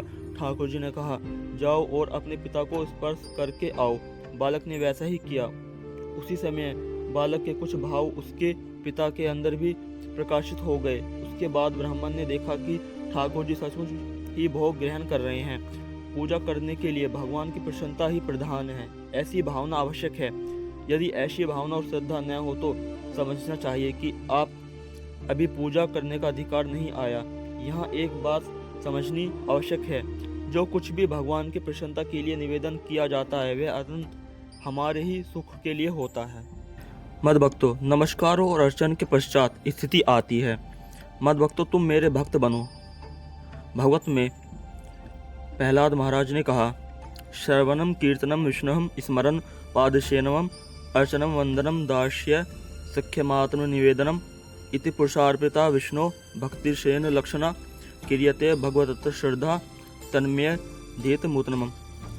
भगवान श्री कृष्ण के दिव्य नाम, गुण, रूप, लीलाओं का श्रवण और कीर्तन करना, उन्हें स्मरण करना, उनके चरणों की सेवा करना, उनकी पूजा करना, उनकी वंदना करना, दास भाव से उनकी सेवा करना, उनके प्रिय मित्र हो जाना और संपूर्ण रूप से स्वयं को उनके चरणों में समर्पित कर देना, यह नवविद्या 9 प्रकार की भक्ति है। भक्ति भक्तों के संग से ही प्राप्त होती है। पूर्व जन्मों की सुकृतियों के फलस्वरूप साधु संग प्राप्त होता है। ऐसे सुकृतिवान व्यक्तियों को साधु के मुख से हरि नाम और हरि कथा श्रवण करने का जब सुयोग प्राप्त होता है, तब उसके हृदय में भक्ति उदित होती है। श्री वल्लभ ठाकुर जी की कथा इस एक उपयुक्त उदाहरण है। उनका जन्म दक्षिण भारत में कृष्ण वैष्णवा नदी के तट पर स्थित एक गांव में हुआ था। वे वेद, वेदांत इत्यादि के प्रकांड पंडित थे, तथापि नदी के उस पार रहने वाली चिंतामणि नामक एक वेश्या के प्रति अत्यधिक आसक्त थे। एक समय की बात है, रात्रि काल था और घनघोर वर्षा हो रही थी, किंतु चिंतामणि से मिलने के लिए वे इतने अधीर थे कि किसी भी बात की परवाह न करते हुए उससे मिलने चल दिए। रास्ते में नदी को पार करना था। बाढ़ के कारण उस भयानक रात्रि में उफनती नदी ने काल का रूप धारण कर रखा था। नदी पार करने के लिए कोई नौका भी नहीं थी। उन्होंने नदी किनारे बहते हुए एक शव को लकड़ी समझकर उसके सहारे ही तैरते हुए नदी पार की। जब वे चिंतामणि के घर पहुंचे तो उसका द्वार बंद था। बिजली के कड़कने के कारण द्वार की खटखटाहट किसी को सुनाई नहीं दी। तब वे प्राचीन से लटकते हुए सर्प को रस्सी समझकर उसी के सहारे प्राचीन के ऊपर चढ़ गए, किंतु प्राचीन के दूसरी ओर पांव फिसल जाने के कारण अंदर गिरकर अचेत हो गए। उनके गिरने के शब्दों को सुनकर सखियों के साथ चिंतामणि बाहर आई और बिजली के प्रकाश में विल्वमंगल को पहचानते ही यह सारी बात समझ गई। चिंतामणि ने स्वयं को धिक्कारते हुए विल्वमंगल को भी खूब फटकार लगाई। उसने कहा कि तुम्हारी जितनी आसक्ति हाड़ मांस मजा से बने मेरे शरीर में है, यदि इतनी आसक्ति श्री कृष्ण के चरणों में होती तो निश्चित ही तुम्हारा कल्याण हो गया होता। चिंतामणि की फटकार को सुनकर उनकी आंखें खुल गई और वे अपने को धिक्कारने लगे। तब उन्होंने कहा कि मैं कल से ही सब कुछ त्याग कर भगवत भजन करूंगा। प्रातःकाल ही उन्होंने कृष्णवेणवा नदी के तट पर सोमगिरी नामक श्रेष्ठ वैष्णव के पास जाकर अपना वृतांत कहा और उनका आश्रय ग्रहण कर उनसे दीक्षा मंत्र लिया। शीघ्र ही उसमें वृंदावन जाने की प्रबल उत्कंठा जागृत हुई और अपने गुरु की आज्ञा प्राप्त कर वे वृंदावन की ओर चल दिए। मार्ग में उन्होंने प्यास लगी। जब वे किसी गांव के समीप जा रहे थे तो उन्होंने एक स्त्री को कुएं से पानी भरते हुए देखा। वे पानी पीने के लिए वहां गए, किंतु उस स्त्री के रूप पर मुग्ध हो गए। उस स्त्री के पीछे पीछे वे उसके घर तक जा पहुंचे। स्त्री के पति ने साधु समझकर सम्मान देते हुए उन्हें भीतर बैठाया। विल्वमंगल ने उनसे स्त्री को बुलाने का आग्रह किया। पति के कहने से वह स्त्री बाहर आई। उन्होंने स्त्री से उसके बालों में लगी हुई सुइयां को मांगा। स्त्री और उसके पति ने सोचा कि यह भ्रमशील साधु हैं, संभवतः इनके पाँव में कोई कांटा चुभ गया होगा जिसे वे निकालना चाहते हैं।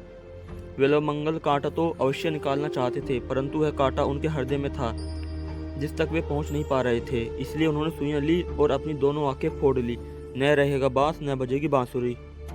ये आंखें इस जगत में हमारी आसक्ति का मूल कारण है, क्योंकि स्त्री का रूप पुरुष को और पुरुष का रूप स्त्री को आकर्षित करता है। ये दोनों ही माया के मूर्तिमान स्वरूप हैं। इसलिए शास्त्र इस विषय में विशेष सावधान रहने के लिए हमें निर्देश देते हैं। उनकी आंखों से विरल रक्त प्रवाहित होने लगा। वहां से नेत्रहीन होकर वे वृंदावन के लिए पुनः चल दिए, किंतु अब उनका हृदय पवित्र हो चुका था। कुछ ही दूर चलने के बाद इनके समीप एक बालक आया। उस बालक ने अत्यंत ही मधुर स्वर में पूछा, बाबा आप कहाँ जा रहे हैं? विल्वमंगल ने उत्तर दिया, मैं वृंदावन जा रहा हूँ। बालक ने कहा, मैं भी वृंदावन जा रहा हूँ, आप मेरी ये लठिया पकड़ लें। वह बालक और कोई नहीं, स्वयं श्री कृष्ण थे। वे दोनों साथ साथ चलने लगे और चलते चलते वृंदावन पहुंच गए। मार्ग में विल्वमंगल को अपने हृदय में भगवान श्री कृष्ण के रूप, गुण, लीला संबंधी अनेक स्फूर्तियां हुई और वे उनका गान करते चले। उनका यह गान साथ में चल रहे श्री कृष्ण कानों के लिए अमृत के समान था। इसलिए उस ग्रंथ का नाम हुआ श्री कृष्ण कृष्णामृत। विल्वमंगल ठाकुर एक साधक थे जो श्री कृष्ण की अनन्य भक्ति को अपने जीवन का लक्ष्य बनाकर उसके लिए प्रयास करते हैं। वे साधक कहलाते हैं। अनर्थों को दूर कर साधकों को अपने साधनों में आगे बढ़ना चाहिए। इस संसार के व्यक्ति जिन अलभ्य वस्तुओं की कामनाओं की पूर्ति के लिए कठिन प्रयास करते हैं, वे भक्ति के द्वारा सुगमता से उपलब्ध हो जाती है। निष्कपट रूप से हरिनाम करते करते और हरि कथा श्रवण करते हुए साधक को मुक्ति हाथ जोड़कर पीछे खड़ी होकर विनती करती है, हे प्रभु, क्या मैं आपकी किसी प्रकार से सेवा कर सकती हूँ? 8 प्रकार की योग सिद्धियाँ अपनी अपनी सेवा देने को प्रस्तुत रहती हैं। भक्ति के प्रभाव से भक्तों को प्रचुर प्रतिष्ठा प्राप्त होती है और वह उनके मुख से बड़ी सुगमता से डूबकर भक्ति से दूर हो जाता है। इसलिए इसे सावधान रहना चाहिए और केवल निष्ठापूर्वक श्री कृष्ण की सेवा की ही अभिलाषा होनी चाहिए। गीता में श्री भगवान ने घोषणा की है कि वे अपने निष्ठावान भक्त का योगक्षेम स्वयं वहन करते हैं। इस विषय में एक सत्य घटना इस प्रकार भी है। अर्जुन मिश्र नामक एक दरिद्र ब्राह्मण थे, किंतु वे परम भगवत थे। उन्होंने श्री भगवत गीता की एक टीका लिखी है। वे नित्य प्रातःकाल भजन कार्य पूर्ण कर एक पहर दिन चढ़ने तक श्री गीता की टीका लिखा करते थे। उनके बाद भिक्षा के लिए वे बाहर चले जाते। भिक्षा में वे जो कुछ पाते पत्नी के आगे रख देते। वे बड़े प्रेम से रधन करती, भगवान को भोग लगाकर स्वामी को महाप्रसाद भोज कराती और जो कुछ बचता उसे संतुष्ट चित्त से स्वयं पा लेती। उनके सभी कपड़े फटे पुराने थे, केवल एक धोती कुछ अच्छी थी जो बाहर जाने के लिए उपयुक्त थी। जब ब्राह्मण उसे पहनकर भिक्षा के लिए बाहर जाते तो ब्राह्मणी चितड़ों से अपने अंगों को ढककर लज्जा निवारा करती। स्वामी जब भिक्षा से लौटते तब ब्राह्मणी उसी धोती को पहनकर बाहर आती जाती और गृह कार्यों को संपन्न करती। फिर भी दरिद्रता को भगवान की देन समझकर दोनों सर्वदा संतुष्ट रहते। गृह देवता श्री गोपीनाथ जी कृपा कर जो कुछ भिक्षा दे देते हैं उसे उनको निवेदन कर महाप्रसाद पाते। सर्वदा उनकी ऐसी ही भावना होती है। वे इस प्रकार आनंद से दिन व्यतीत करते। सांसारिक दुख कष्ट से वे तनिक भी विचलित नहीं होते। इसी प्रकार अर्जुन मिश्र नियमित रूप से गीता की टीका लिखते। एक दिन वे भजन से निवृत्त होकर टीका लिखने बैठे। अनन्य चिंतनयो मा ये जनः पुर्यपाशते तेषा नित्याभियुक्तानाः योगक्षेम वहावहम्। अनन्य कामना रहित तथा मेरी चिंता में निरंतर जो व्यक्तिगण सर्वदा भावना से मेरी उपासना करते हैं, नित्य मुझ में एकनिष्ठ उन व्यक्तियों का योग और क्षेम मैं वहन करता हूँ। इस श्लोक की टीका लिखनी थी। श्लोक पढ़ते ही उनके मन में एक जटिल समस्या उत्पन्न हुई। वे किसी प्रकार भी उसका समाधान नहीं कर पा रहे थे। जो स्वयं भगवान है, जो संपूर्ण विश्व ब्राह्मण ढके एकमात्र असिद्धवर हैं, क्या वे अपना अनन्य भाव से भजन करने वाले व्यक्तियों का योगक्षेम स्वयं वहन करते हैं? नहीं, ऐसा एकादपि संभव नहीं। यदि यह सत्य है तो मेरी अवस्था ऐसी क्यों है? मैं तो अनन्य भाव से केवल उन्हीं का भरोसा करता हूँ। मैंने अपना यथासर्वय उन्हीं के चरणों में अर्पण कर दिया है, फिर भी मुझे ऐसा दरिद्र दुख क्यों भोगना पड़ रहा है? अतः नित्याभियुक्तानां योगक्षेम वहावहम् भगवान के मुखारविंद से निकला हुआ वाक्य नहीं, अपितु परीक्षित बाद में किसी ने जोड़ दिया है। प्रतीत होता है वे अपनी बुद्धि से बुद्धि को जितना सुलझाने की चेष्टा करते उतना ही अधिक उलझते जाते। धीरे धीरे उनका संदेह बढ़ता गया। आखिर उन्होंने इस शब्द को लाल स्याही की 3 रेखाओं से काट दिया और ग्रंथ लिखना बंद कर भिक्षा के लिए निकल पड़े। इधर भक्तवत्सल्य श्री भगवान ने देखा कि मेरे भक्त के मन में मेरे वचनों पर संदेह उत्पन्न हुआ है। वे अति मनोहर सुकुमार श्याम वर्ण बालक का वेश धारण कर 2 टोकरियों में प्रस्तुत चावल, दाल, तरकारी और घी इत्यादि सामान भरकर भूमिगर रखकर उसे स्वयं अपने कंधों पर वहन करते हुए मिश्र जी के दरवाजे पर पहुंचे। दरवाजा भीतर से बंद था। उन्होंने पहले दरवाजा खटखटाया और फिर जोर जोर से पुकारने लगे, माताजी माताजी, दरवाजा खोलिए। वे बेचारे ब्राह्मणी चित्रों को लपेटकर किसी के सामने जाए भी तो कैसे। वे लज्जावश चुपचाप बैठी रही, किंतु दरवाजे की खटखटाहट और पुकारने की आवाज़ बंद होने के बदले क्रम से बढ़ती गई। आखिर उन्होंने लाचार होकर दरवाजा खोल दिया। बालक वहरगी लेकर भीतर आ गया और उसे आंगन में रखकर वहां एक और खड़ा हो गया। ब्राह्मणी लज्जा से सिमटी सी मुख नीचे कर घर के भीतर चली गई। बालक वेशधारी भगवान ने ब्रह्ममानी से कहा, माँ, पंडित जी ने मिश्री मुझे यह सीधा भोजन की कच्ची सामग्री देकर भेजा है, आप इसे भीतर रख लें। ब्रह्मणी अब तक लज्जा के मारे घर में मुख नीचा किए हुए खड़ी थी। बालक के मधुर शब्दों को सुनकर आंगन में देखा, बड़ी बड़ी 2 टोकरियां खाद्य द्रव्यों से भरी हुई हैं। इतनी भोजन सामग्री उन्होंने अपने जीवन में कभी नहीं देखी थी। बालक के बार बार कहने से वे वस्तु को एक एक कर घर में रखने लगी। आनंद और उत्साह से उन वस्तुओं को ले जाने के समय बार बार बालक के मुखारविंद की ओर निहारती जाती थी। बालक का सुंदर मुख मंडल देखकर वे निहाल हो गई। अहो, कितना सुंदर मुख है! श्याम वर्ण में इतना अलौकिक सौंदर्य हो सकता है, इसकी जीवन में उन्होंने कभी कल्पना तक नहीं की थी। वे ठगी सी रह ही गई। देखते देखते उनकी दृष्टि बालक के वस्त्र सल्ले पर पड़ी। उन्होंने देखा कि उसकी छाती पर 3 लंबे लंबे दाग पड़े हैं, मानो किसी ने अभी अभी किसी तेज अस्त्र से चीर दिया हो और खून निकल रहा हो। वे आतुर होकर बोली, बेटा, तुम्हारे वक्षस्थल को किस निर्मल ने चीरा? हाय हाय, ऐसे सुकोमल अंगों पर आघात करने से तो पाषाण हृदय भी पिघल जाएगा। बालक वेशधारी श्री कृष्ण ने कहा, माँ मुझे सीधा लाने में कुछ देर हो गई थी, इसीलिए मिश्र जी ने स्वयं मेरी छाती को चीर दिया। हाय हाय, उन्होंने तुम्हारी छाती को चीर दिया। ब्रह्मणी की आंखें सजल हो आई और कहा, अच्छा घर आने दो, उनसे पूछूंगी तुम सुकोमल अंगों पर उन्होंने किस प्रकार निठुर होकर हाथ उठाया। बेटा दुख मत करो, थोड़ी देर ठहर जाओ, मैं अभी रसोई तैयार करती हूँ, तुम ठाकुर जी का प्रसाद पाकर जाना। ब्रह्मणी बालक को आंगन में बैठाकर रसोई के आयोजन में व्यस्त हो गई। इधर भगवान ने सोचा कि जिस उद्देश्य के लिए मैं इस वस्तुओं को स्वयं वहन कर लाया था वह कार्य तो पूरा हो गया। ब्राह्मण अब घर आकर हाथों हाथ मेरे वाक्य की सत्यापन का प्रमाण पा जाएंगे। उन्होंने फिर कभी मेरे वाक्यों पर अविश्वास या संदेह नहीं होगा। इस प्रकार भक्त का संदेह दूर करने की व्यवस्था कर वे तक्षणागन अंतर्धान हो गए। इधर ब्राह्मण को आज बहुत चेष्टा करने पर भी कुछ भिक्षा न मिली। वे निराश होकर घर लौटे। उन्होंने सोचा ठाकुर जी की ऐसी ही इच्छा है। दरवाजा खटखटाते ही ब्राह्मण ने दरवाजा खोल दिया। घर में प्रवेश करते ही पत्नी को रंधन का आयोजन करते देख बोले, रसोई का आयोजन तो कर रही हो, पर आज कुछ भी भिक्षा नहीं मिली, क्या बनाओगी? ब्राह्मणी को कुछ विषम्य हुआ और बोली, क्यों, कुछ देर पहले ही तो आपने उस बालक के हाथ जो इतना बड़ा सीधा भेजा है, हम दोनों उसे 6 महीने तक में भी समाप्त नहीं कर सकेंगे, फिर रसोई क्या होगी? ऐसा क्यों कहते हो? किंतु आपका हृदय पाषाण जैसा इतना कठोर हो सकता है, मैं पहले तो ऐसा नहीं जानती थी। एक निरीह बालक के सुकोमल अंगों पर आपने कैसे आघात किया, थोड़ी भी दया नहीं आई। उसकी छाती चिर जाने से लाल लाल 3 दाग हो गए, मानो अभी अभी रक्त निकल पड़ेगा। मिश्र जी के आश्चर्य ठिकाना न रहा। उन्होंने पूछा, आखिर बात क्या है, साफ साफ कहो। मैंने न तो कोई सामान भेजा है और न ही किसी बालक को मारा है, मेरी समझ में कुछ नहीं आ रहा है। ब्रह्मणी ने पतिदेव की बात सुनकर उन्हें घर में रखे चावल, दाल, आटा आदि वस्तुओं को दिखाया और आंगन में बैठे बालक के वक्षस्थल में चिरे हुए दाग को दिखलाने के लिए उन्हें साथ लेकर आंगन में आई, परंतु देखा वह बालक नहीं है। कहाँ गया? इधर उधर खोजा, बाहर का दरवाजा पूर्णतः बंद था। दोनों आश्चर्यचकित होकर एक दूसरे की ओर देखने लगे। मिश्र जी को अब कुछ भी समझना बाकी न रहा।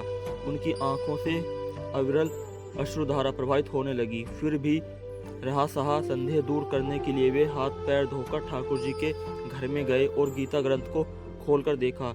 आज प्रातः उन्होंने लाल स्याही की जिन 3 रेखाओं से नित्याभियुक्ताना योगक्षेम वैभवम को काट दिया था, अब वे 3 रेखाएं नहीं थी। वे आनंद से गदगद होकर ठाकुर घर से निकलकर आए और रोते रोते पत्नी से बोले, प्रियो तुम धन्य हो, आज तुम्हें गोपीनाथ जी के साक्षात दर्शन मिले। ये सभी सामान स्वयं वहन करके लाए हैं, भला मैं इतना सामान कहाँ से पाऊंगा? आज सुबह गीता की टीका लिखते समय मुझे भगवान की वाणी पर संदेह हुआ था। मैंने संदेहयुक्त अंश को लाल स्याही की 3 रेखाओं से काट दिया था। इसी से हमारे गोपीनाथ जी का सुकोमल वक्षस्थल चिर गया। वे परम करुणामय हैं। हाय, उन्होंने अपनी वाणी की सत्य प्रमाणित कर मेरे जैसे नास्तिक का संदेह दूर करने के लिए कितना कष्ट उठाया। वे आगे बोल न सके, उनका गला रुद्र गया। प्रेम विभोर होकर हा गोपीनाथ कहकर वे मूर्छित होकर गिर पड़े। ब्रह्मणी गोपीनाथ जी के सामने सुध बुध खोई सी पड़ी थी। उनकी भी आंखें बरस पड़ी। कुछ देर बाद ब्राह्मण को चेतना आई। उन्होंने स्नानादि नित्य क्रिया समाप्त कर गोपीनाथ जी को भोग लगाया और परम प्रीति के साथ दोनों ने महाप्रसाद पाया। फिर वे नियमित रूप से गीता की टीका लिखने लगे। उनका जीवन अत्यंत भक्तिमय हो गया। भक्ति, वेदी और रागानुगा। नव विद्या भक्ति 2 प्रकार की है। एक है वेदी भक्ति और दूसरी है रागानुगा भक्ति। संसार में जन्म, मृत्यु, जरा, व्यक्ति, नरक, भोग आदि दुखों का शास्त्र वर्णन कर उनसे निदान पाने का एकमात्र उपाय भगवत भजन को ही स्थिर करते हैं। शास्त्र के ऐसे वचन सुनकर जिस भक्ति में मनुष्य की प्रवृत्ति होती है उसे वेदी भक्ति कहते हैं। वेदी भक्ति में शास्त्र के शासन भय से ही प्रवृत्ति होती है। स्वाभाविक राग या रुचि उसकी प्रवर्तक नहीं होती। अपने इष्ट श्री कृष्ण में जिस प्रेमेतरना के स्वाभाविक परमाविष्टा होती है उस प्रेमे तृष्णा को राग कहते हैं और रागमयी भक्ति को रागात्मिका भक्ति कहते हैं। रागात्मिका भक्ति श्री कृष्ण के व्रज के परिकरों, उनके माता पिता, सखा, बंधु बांधव, गोपियों आदि में विद्यमान है।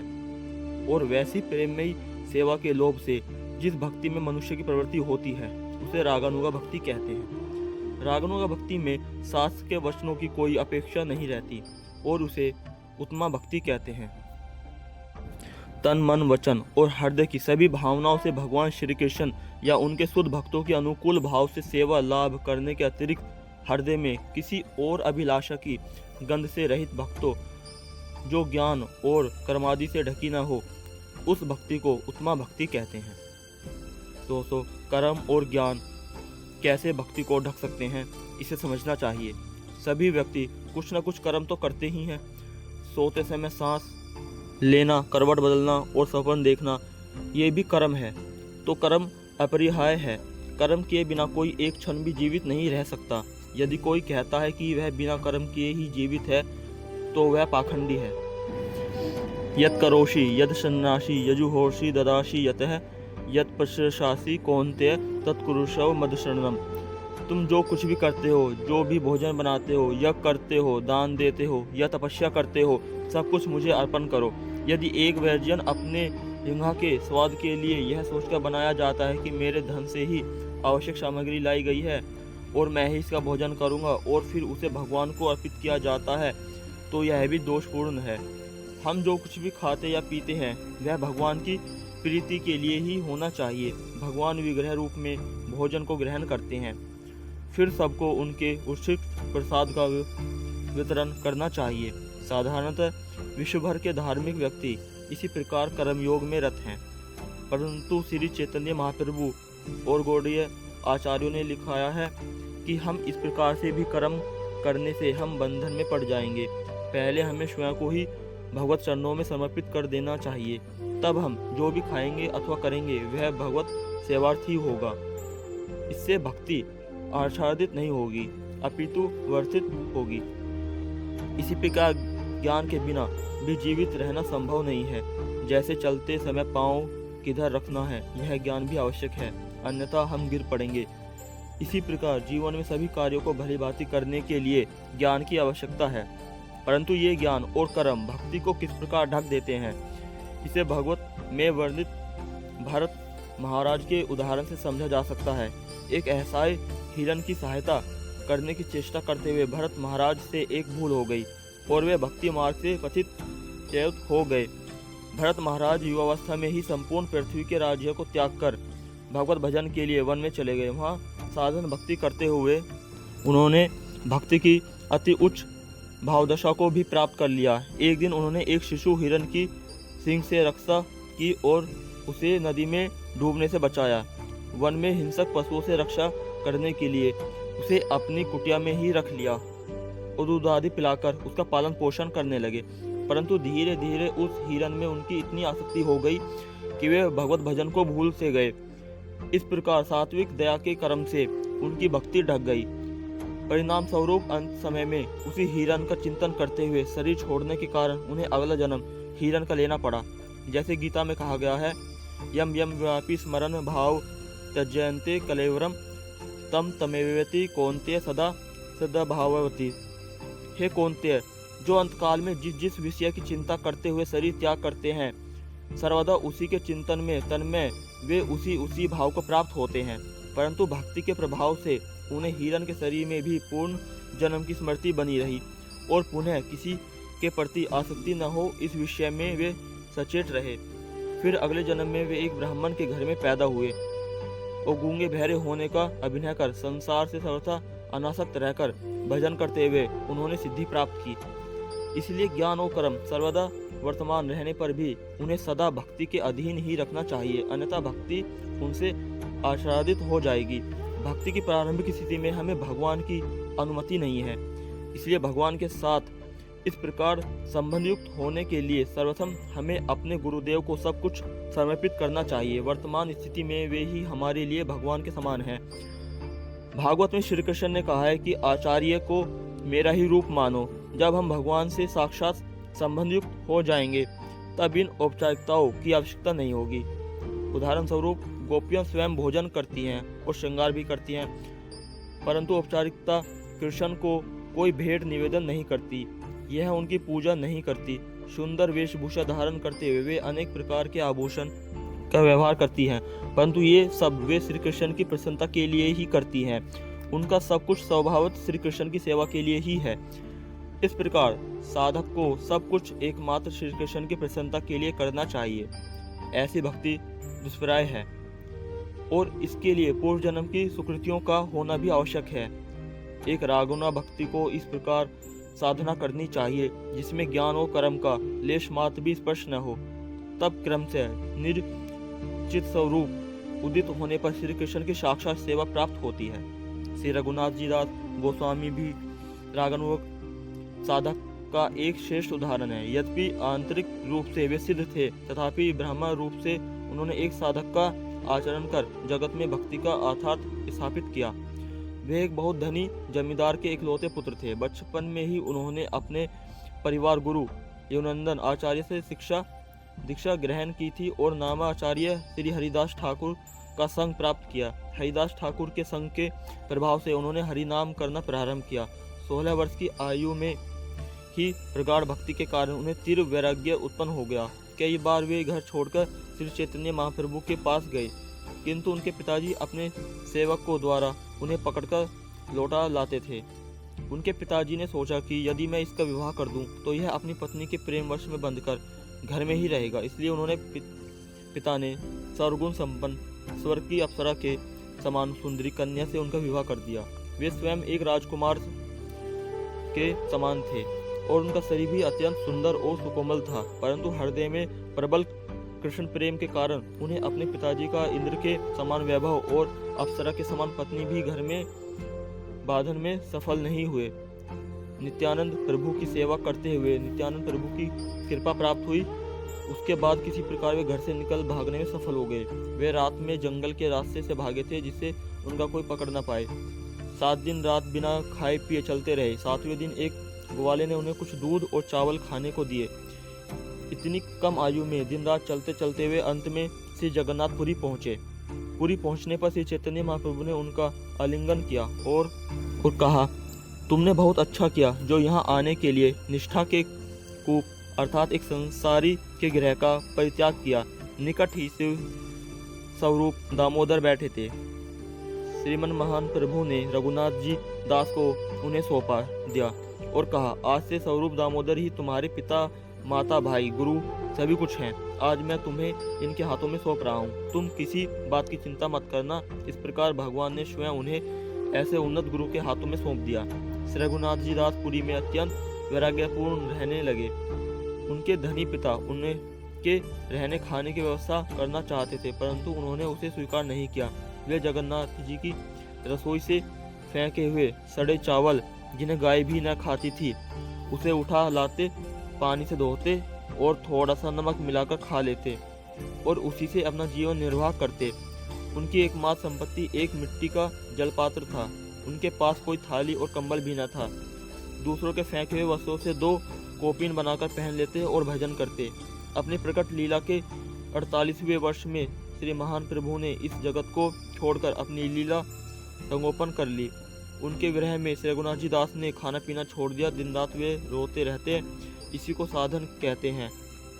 जो ऐसा जीवन व्यतीत करते हैं वे साधक हैं। कुछ समय बाद श्री महान प्रभु ने विरह में शिव स्वरूप दामोदर ने भी धराधाम को छोड़कर गोलोक व्रज में प्रवेश किया। तब तो श्री रघुनाथ जी दास ने पानी पीना भी त्याग दिया और वे रात दिन केवल रोते रहते। वे फिर पुरी में न रहकर, क्योंकि उनकी दशा ऐसी थी जैसी श्री कृष्ण के मथुरा चले जाने के पश्चात नंद बाबा की हुई। अपने घर की प्रत्येक वस्तु, कृष्ण का पीताम्बर, कृष्ण की वंशी, कृष्ण का मोरपंख, नंद बाबा को श्री कृष्ण की स्मृति कराती थी। इस तीव्र विरह का अनुभव होने पर वे श्री कृष्ण को भूलने के लिए घर से बाहर चले जाते। यमुना तट पर जाने पर वे श्री कृष्ण के पदचिन्ह देखकर विरह में व्याकुल हो जाते। वे उस वृक्ष को देखते जहाँ से श्री कृष्ण ने कालियानाग का दमन करने के लिए छलांग लगाई थी। इसे नंद बाबा को और भी तीव्र से श्री कृष्ण की याद आती और वे अपनी आंखें बंद कर लेते, फिर वे गोवर्धन पर चले जाते। वहाँ उन्हें लगता मानो सभी वृक्ष विरह में एक दूसरे पर झुके हुए हैं और रो रहे हैं। श्री कृष्ण कहाँ चले गए?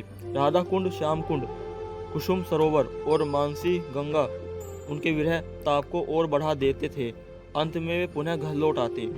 इसी प्रकार श्री रघुनाथ जी दास पुरी में जो कुछ देखते उससे उन्हें श्री चैतन्य महाप्रभु और श्री स्वरूप दामोदर की स्मृति हो आती। वे पुरी में रहने में असमर्थ हो गए और पैदल चलकर वृंदावन पहुंचे। वहां वे श्री रूप और श्री सनातन गोस्वामी से मिले। उनके द्वारा पुरी का समाचार पूछने पर श्री रघुनाथ जी दास ने कहा, श्री चैतन्य महाप्रभु और श्री स्वरूप दामोदर इस जगत से चले गए हैं। अंत में मैं भी अब जीवित नहीं रह सकता। मैं गोवर्धन से कूदकर अथवा अथारात्रि में राधा कुंड में डूबकर देह त्याग करूंगा और श्री राधा जी के चरणों को प्राप्त करूंगा। मैं यह इसलिए आया हूँ। उन दोनों ने उन्हें आत्महत्या करने से रोका और उन्हें राधा कुंड डके निकट वासस्थान दिया। वहीं रहकर वे अपना दृढ़ पूर्वक भजन करते। प्रतिदिन नियमित रूप से 1 लाख हरिनाम संख्या पूर्ण होने के पश्चात ही वे जल ग्रहण करते थे। वे प्रतिदिन वैष्णव धाम और श्री कृष्ण लीला स्थलियों का 1000 बार दंडवत प्रणाम करते थे। निद्रा आहार आदि का त्याग कर वे दीन भाव से दिन रात श्री राधा कृष्ण लीलाओं के चिंतन में ही डूबे रहते थे। कुछ समय पश्चात सेवन महान प्रभु के विरह में श्री रूप सनातन भी इस जगत को छोड़ गए। दास गोस्वामी ने सोचा, अब मैं किस आश्चर्य लूंगा। श्री रूप सनातन के विरह में गिरिराज गोवर्धन उन्हें एक अजगर की भांति लगता, मानो उन्हें निगल जाएगा। राधा कुंड एक दिन की भांति लगता। नंदगांव, बरसाना और अन्य लीला स्थलियों उन्हें शून्य प्रतीत होती। श्री रूप सनातन के विरह में उन्होंने पानी पीना भी छोड़ दिया। अपने जीवन धारण के लिए कभी कभी छाछ की कुछ बूंदें ग्रहण करते। राधा कुंड के तट पर श्री राधा कृष्ण के विरह में कातर होकर रोते हुए पुकारते थे, हे व्रज की पूजनीय देवी राधिके, आप कहाँ हैं? हे ललिते, आप कहाँ हैं? हे व्रज राजकुमार, आप कहाँ हैं? श्री गोवर्धन के कल्प प्रवृक्षों के नीचे बैठे हो अथवा काली नदी के कमनीय तट पर विराजमान वन समूह के भ्रमण कर रहे हो। इस प्रकार पुकारते पुकारते रघुनाथ जी दास गोस्वामी श्री राधा कृष्ण के विरह में भावाकुल होकर ब्रज की चारों दिशाओं में विचरण करते। वे इस प्रकार भजन करते थे, श्री राधा कृष्ण को पाने का यही साधन है। कर्मयोग की साधना के द्वारा सहज ही स्वर्ग को प्राप्त किया जा सकता है। तपस्या द्वारा ध्रुवन ने ससरी वैकुंठ गमन किया था, किंतु यह जिस श्री कृष्ण भक्ति का वर्णन किया जा रहा है वह अत्यंत दुर्लभ और कठिनाई से प्राप्त होने वाली है। यही भक्ति है और उसका साधन उदाहरण है, जिससे द्वारा भक्ति प्रशत होती है। तब क्रम से निष्ठा रुचि में, रुचि आसक्ति में और आसक्ति परम परिवक्त होकर भाव नाम धारण करती है। भाव भक्ति, प्रेम भक्ति सूर्य की किरण के समान अर्थात उदित होते हुए सूर्य के प्रथम अंकर के समान है। मनमन्ना भाव के अंतर्गत प्रेम भक्ति का विवेचन अगले अध्याय में किया जाएगा। पंचम परिच्छेद मनमना भाव। इस अध्याय में मनमना भाव अपना मन और हृदय मुझ में अविष्ट करो की आलोचना करेंगे। ऐसा करना सहज नहीं है।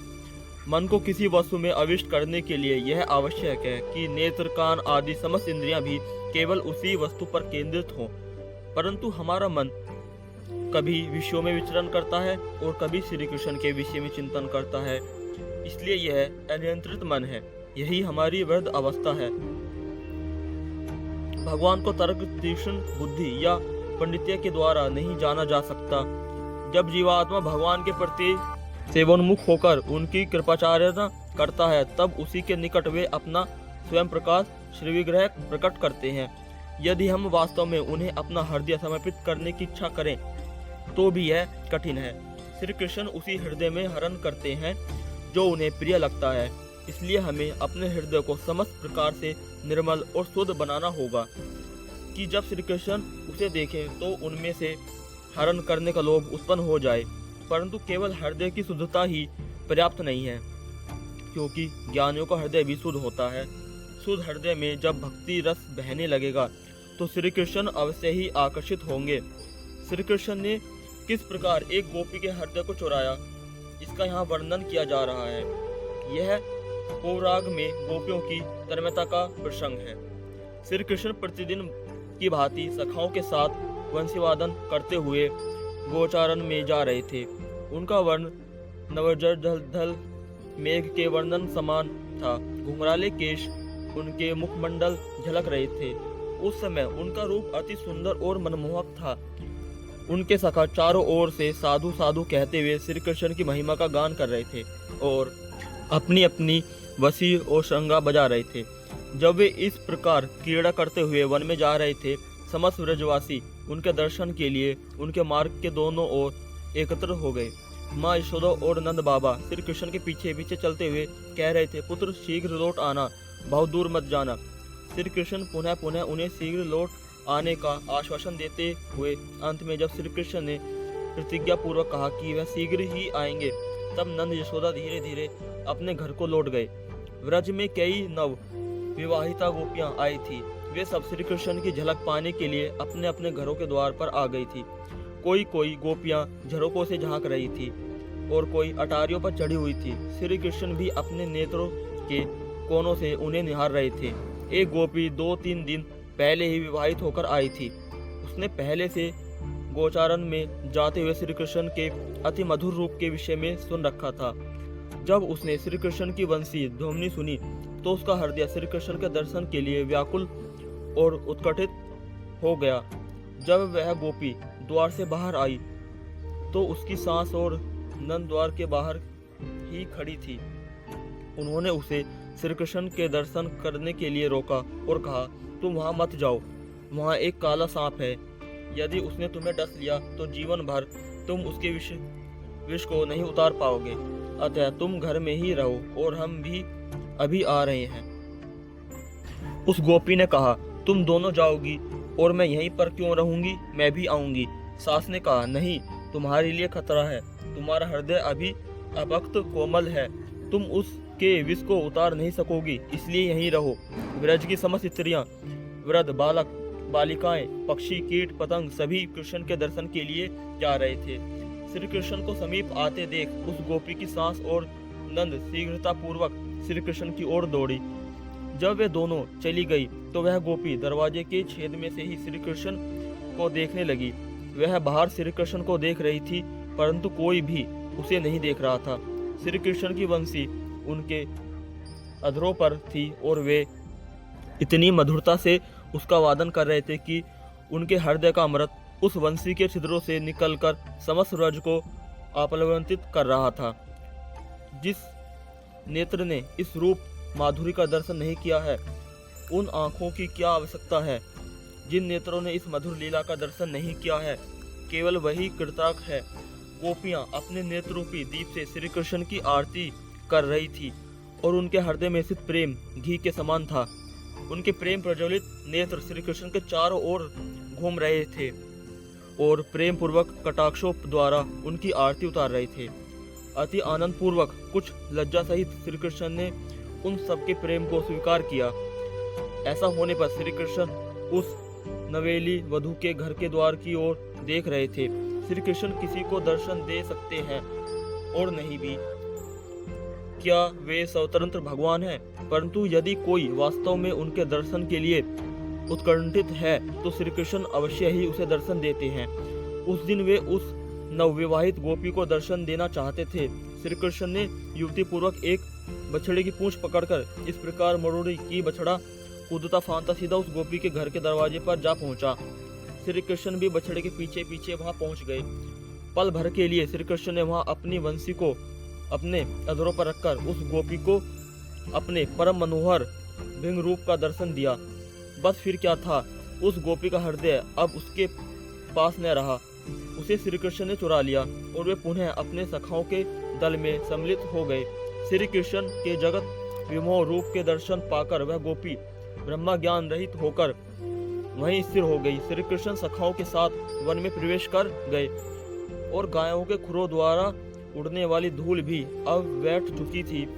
बहुत समय बीत गया था किंतु वह गोपी अब भी उसी स्थान पर पुतले की भांति स्थिर होकर खड़ी थी, क्योंकि उसका हृदय और मन उसके पास नहीं था। वह असहाय हो चुकी थी। उसकी सास जब वहां आई तो उसके शरीर को झंझोड़ते हुए उसने कहा, वही हुआ जिसका मुझे भय था।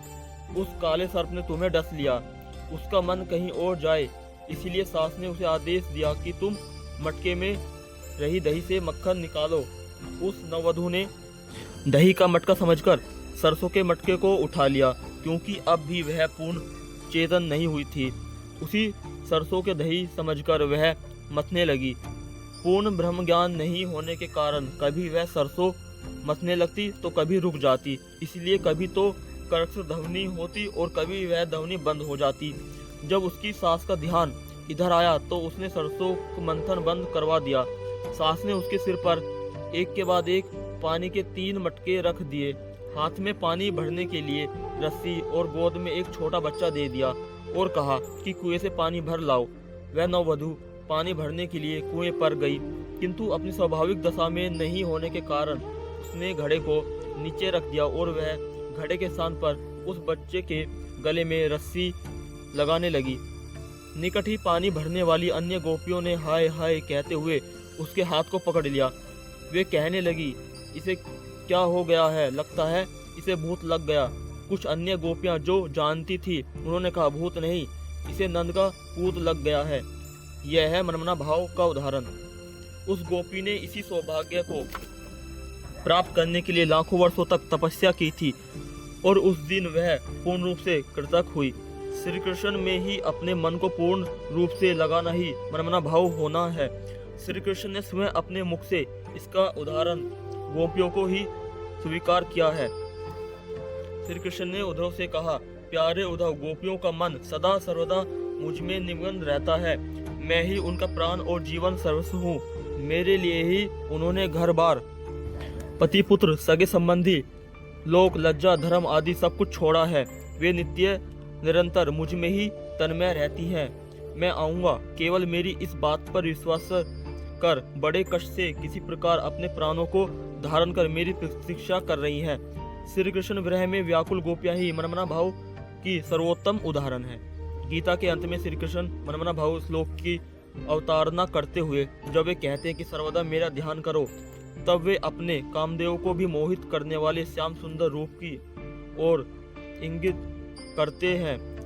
उनके काले घुंघराले केश बहुत सुंदर हैं और उन्होंने अपने मस्तक पर मोर पंख धारण कर रखा है। वे वृंदावन में कदम वृक्ष के नीचे बने कुंज में अपनी त्रिभंग ललिता मुद्रा में खड़े हैं।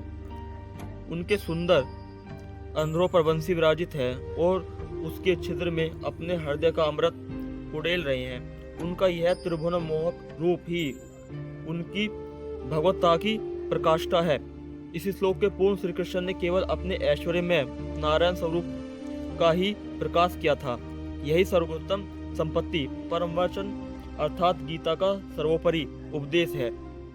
यदि कोई केवल इसी श्लोक का उत्साह और गंभीरता से अनुशीलन करे तो वह निश्चित रूप से भवसागर को पार करके श्री कृष्ण के चरण कमलों में प्रेम प्राप्त करेगा।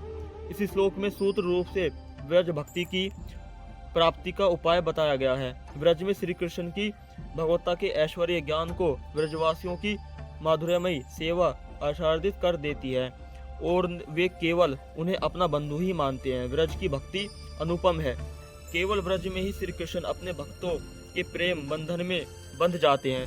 श्री भागवत में इसका विस्तृत रूप से वर्णन किया गया है। गीता के उपदेश भक्ति के महल की सुदृढ़ नींव का निर्माण करते हैं। बोलो श्री राधे राधे। दोस्तों, अब हम गीता सार को यहीं विराम देते हैं। आशा है आपको हमारा यह प्रयास अवश्य पसंद आया होगा। आपसे अनुरोध है कि आप इस वीडियो को लाइक करें और अपने अधिक से अधिक परिजनों को शेयर करें। वीडियो अच्छा लगे तो कमेंट में जय श्री कृष्णा अवश्य लिखें। हरे कृष्णा दोस्तों।